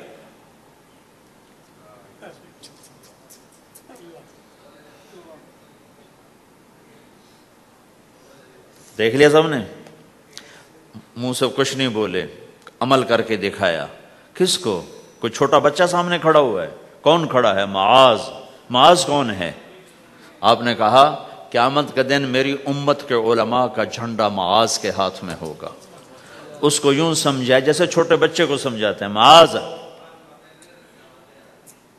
زبان پہ قابو رکھنا، زبان پہ قابو رکھنا، زبان پہ قابو رکھنا تو سارا دین تیرا محفوظ. اگر زبان قابو میں ہے بیوی کی، خاوند کی، ماں کی، باپ کی، بھائی کی، بہن کی، پڑوسی کی، پارٹنر کی، ساتھی کی، پورا دین محفوظ ہو جائے گا، گھر جنت بن جائے گا. زبان اگر تیز ہو گئی تو بس سارا دین برباد. دین میں بچے گا ہی کچھ نہیں اگر زبان پہ قابو نہیں. تو میرے پاس وکیلوں کا وفد آیا، ہم جماعت میں تھے مظفر آباد. تو میں نے آدھا گھنٹہ بات کی، کہا جی آپ کی بہت نصیحتیں سنی ہیں، آخر میں کوئی ایک نصیحت کر دیں. تو میں نے کہا یہ کہ نہیں یہ نہیں، کوئی اور نصیحت کرے. یہ بڑا مشکل کا، ایک تو یہی ہے کہ اسے قابو میں رکھو. ایک میٹھا بول دلوں کو خرید لیتا ہے اور ایک کڑوا بول زندگی میں زہر گھول دیتا ہے. میں اور آپ کیا حیثیت رکھتے ہیں؟ میرے نبی کی خدمت میں پیش ہوئے ابو سفیان بن حارث اور عبداللہ بن ابی امیہ، ایک پھوپھی کا بیٹا ایک تایا کا بیٹا. ابو سفیان تایا کا بیٹے، عبداللہ بن ابی امیہ پھوپھی کے بیٹے. کہا ہم آئے ہیں، اندر اطلاع بھجوائی، توبہ کرنے آئے ہیں، مسلمان ہونا چاہتے ہیں. تو آپ نے فرمایا مجھے ان کے اسلام کی کوئی ضرورت نہیں ہے، میں ان کو بیعت نہیں کروں گا. انہوں نے مجھے بڑا دکھ دیا ہوا ہے. طائف والوں سے زیادہ تھا، طائف والوں نے تو پتھر مار مار لہولوہان کر دیا تھا. حضرت عائشہ نے پوچھا یا رسول اللہ سب سے زیادہ آپ نے دکھ کہاں دیکھا؟ کہا طائف کی وادی میں. لیکن جب وہ پتھر مارنے والے مدینے میں آئے تو آپ نے ان کا استقبال کیا. اب ایک پھوپھی کا بیٹا ہے، ایک تایا کا بیٹا، آپ کا نہیں میں نہیں ملوں گا. کیوں؟ کہ ایک میرے بارے میں شعر کہا کرتا تھا اور میری برائی بیان کرتا تھا اشعار میں، اور ایک عبداللہ نے ابو سفیان میرے بارے میں شعر کہتا تھا. پتھر نہیں مارا، زبان کا غلط استعمال. اور عبداللہ بن ابی امیہ نے مجھے حرم میں کہا تھا آسمان پہ چڑھ جا، 4 فرشتے لے کر آ، ان کے ہاتھ میں پیپر ہو، اس پر اللہ کی مہر ہو اور اللہ کی طرف سے لکھا ہو کہ محمد میرا رسول ہے، تو پھر بھی میں تیری نہیں مانوں گا. تو کہا یہ بات میرے سینے پہ ہے، میں نہیں ان کو ملوں گا. کڑوی بات تو نبی کا سینہ تنگ کر دیتی. تم بیوی سے بولو گے یا بیوی خامن سے بولے گی، یا بچے سے بولو گے بچہ آپ سے بولے گا، یا ماں باپ سے بولو گے ماں باپ آپ سے بولیں گے، بھائی سے بولو گے، ساتھی سے بولو، کیا حال ہوگا؟ کیا پیچھے بچے گا؟ تو میں قربان جاؤں حضرت ام سلمہ رضی اللہ تعالیٰ عنہ پر. انہوں نے بڑا عظیم کردار ادا کیا ہے 2 موقعوں پر. اس میں سے ایک موقع یہ ہے، انہوں نے کہا یا رسول اللہ ایک آپ کی پھوپھی کا بیٹا، ایک آپ کے تایا کا بیٹا، آپ تو دشمنوں کو معاف کر دیتے ہیں، یہ تو آپ کے اپنے ہیں، آپ معاف کر دیں ورنہ وہ ہلاک ہو جائیں گے. ام سلمہ کی سفارش پر پھر آپ نے ان دونوں کو اندر بلایا اور ان کو بیعت کیا اور ان کو کلمہ پڑھایا. زبان کا غلط بول کہاں تک اثر کرتا ہے. تو یہ میری آخری بات ہے. اپنی زبانوں پہ قابو. ہم انسان ہیں، ہو جائے گا، جب ہو جائے تو پھر معافی مانگو، معافی مانگو. نکاح ہے، ہاں، جب ہو جائے معافی مانگو. میٹھے بول کے عادی بناؤ کہ کسی کے ساتھ میٹھا بول بول دینا بھی صدقہ ہے.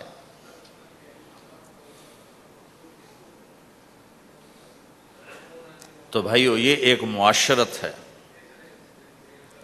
ہمارے ہاں پاکستان میں نا بسوں کے پیچھے بڑے عجیب عجیب لکھے ہوتے ہیں جملے. تو میری زندگی سڑکوں پہ ہی گزری ہے، تو میں نے اس کا ایک وہ بنایا ہے سکیچ.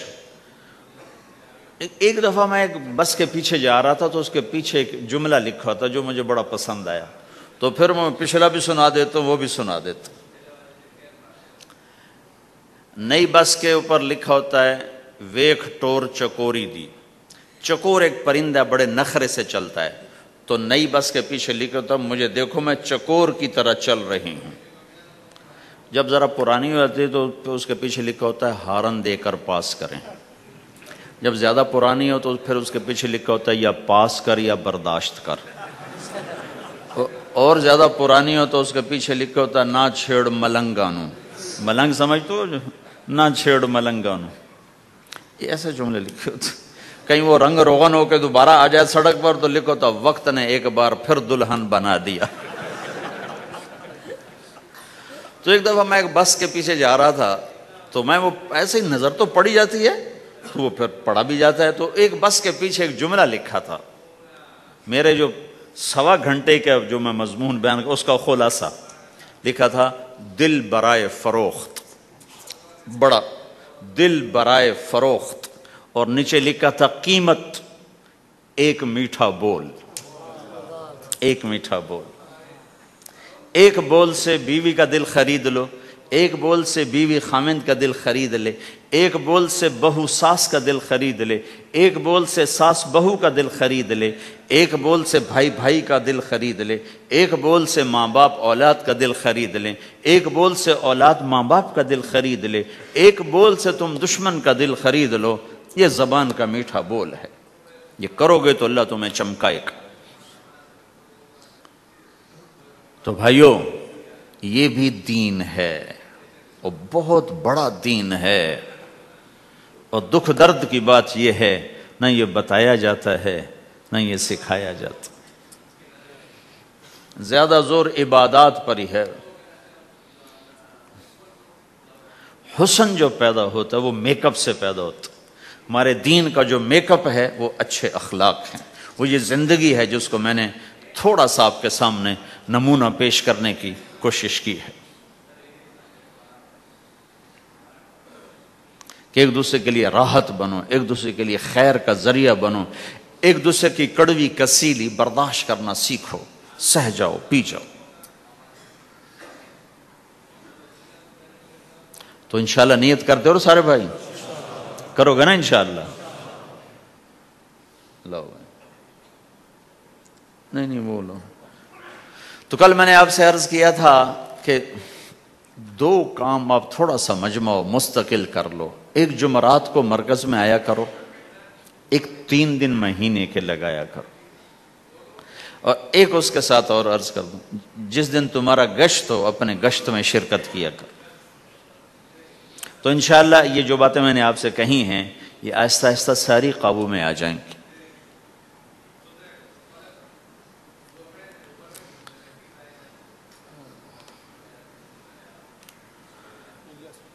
صالحہ بنت محمد الیاس، اچھا احمد اسماعیل، یہ ہے. مہر کتنا ہے؟ $1700 نقد.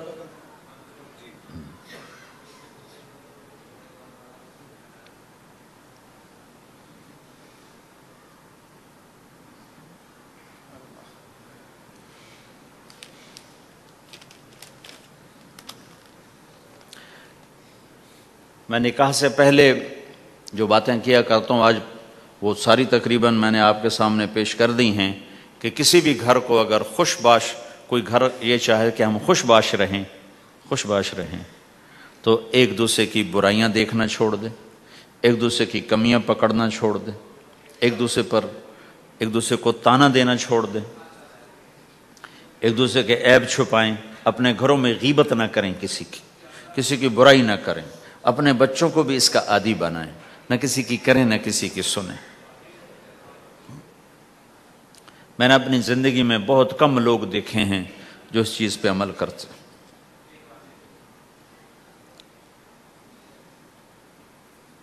تو انشاءاللہ آپ کے گھر میں رونق رہے گی۔ جی بھائی تم ہو احمد؟ اچھا، تو مجھے فیس کیا دو گے؟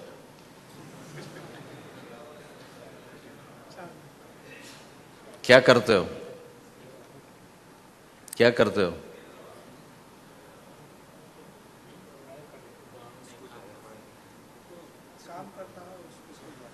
4 مہینے لگاؤ گے تبلیغ میں؟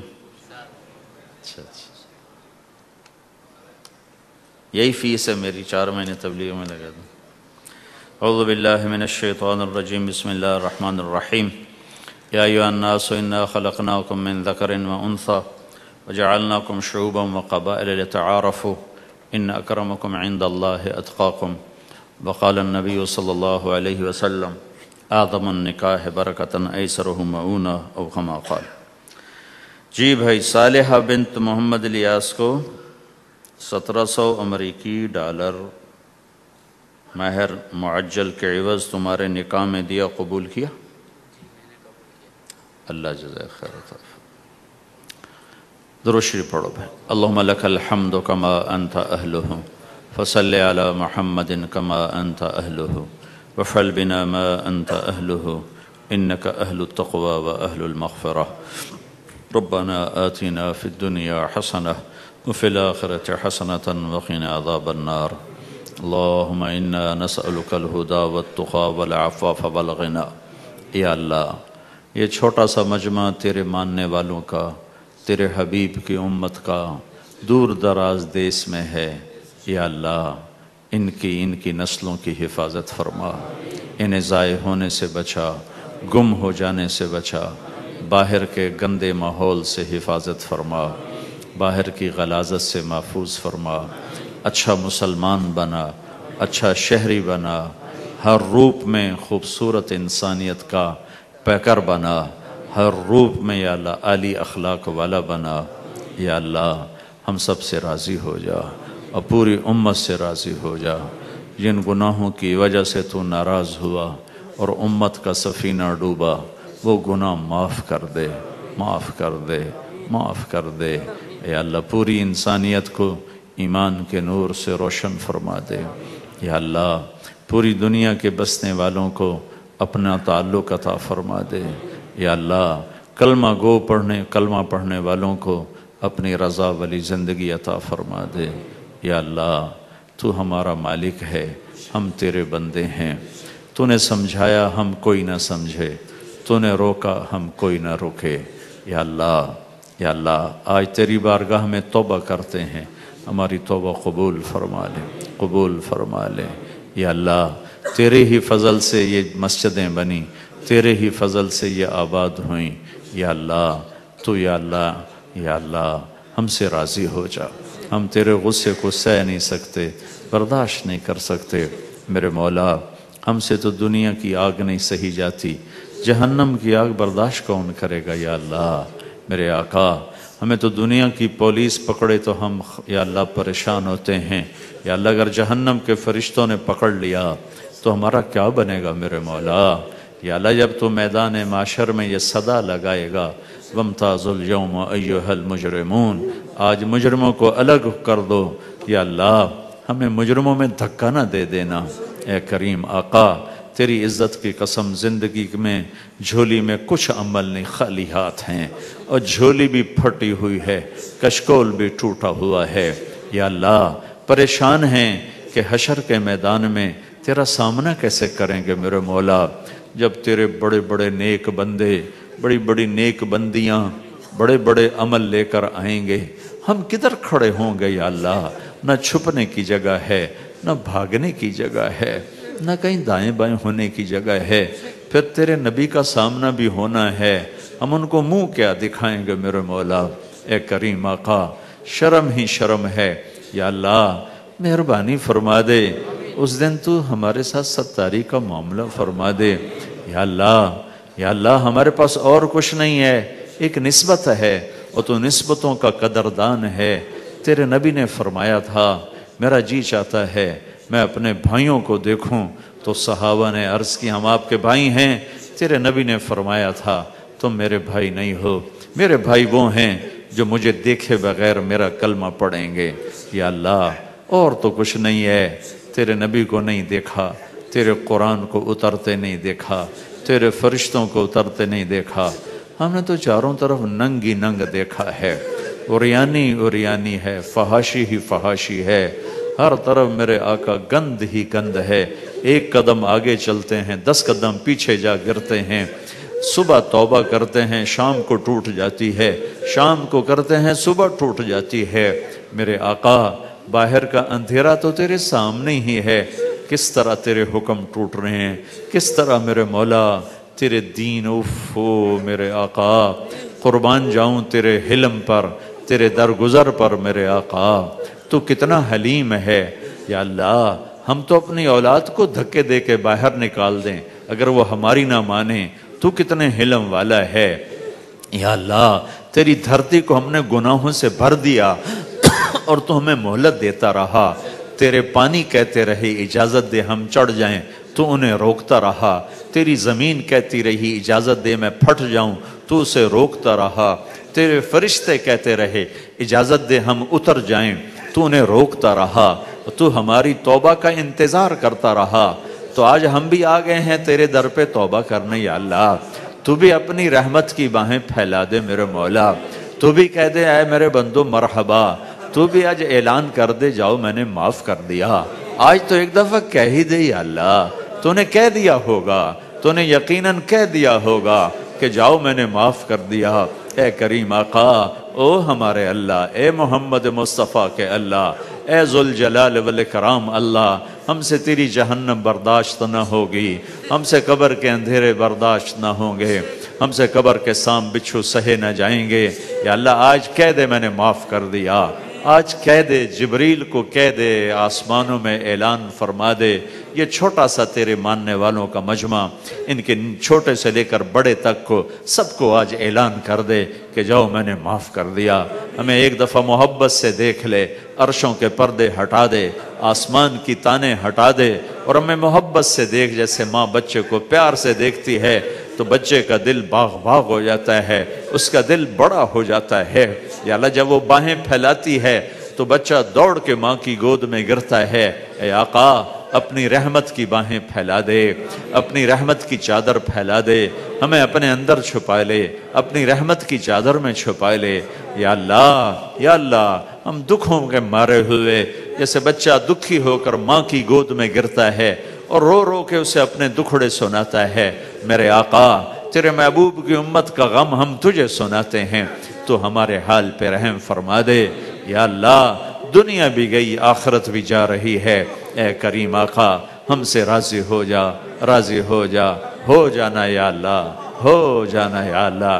तू कह दे मैं हो गया हूँ, कह दे मैं हो गया हूँ।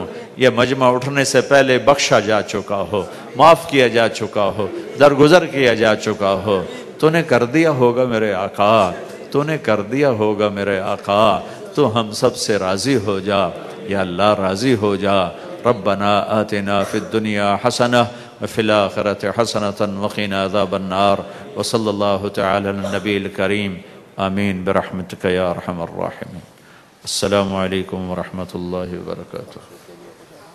जी क्या अभी तय नहीं है?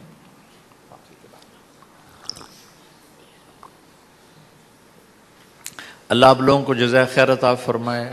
आप जितने थे सारे ही आते रहे, आपकी बड़ी मेहरबानी। अल्लाह ने रिज़्क़ मुक़द्दर में लिखा तो फिर भी मुलाकात हो जाएगी। अभी तो 1-2 दिन के बाद इंशाल्लाह वापसी है। अस्सलामु अलैकुम व रहमतुल्लाहि व बरकातुहू। भाई कोई मुसाफा ना करें, साइड मुलाकात कोई ना ले, अल्लाह सलाम कर लिया।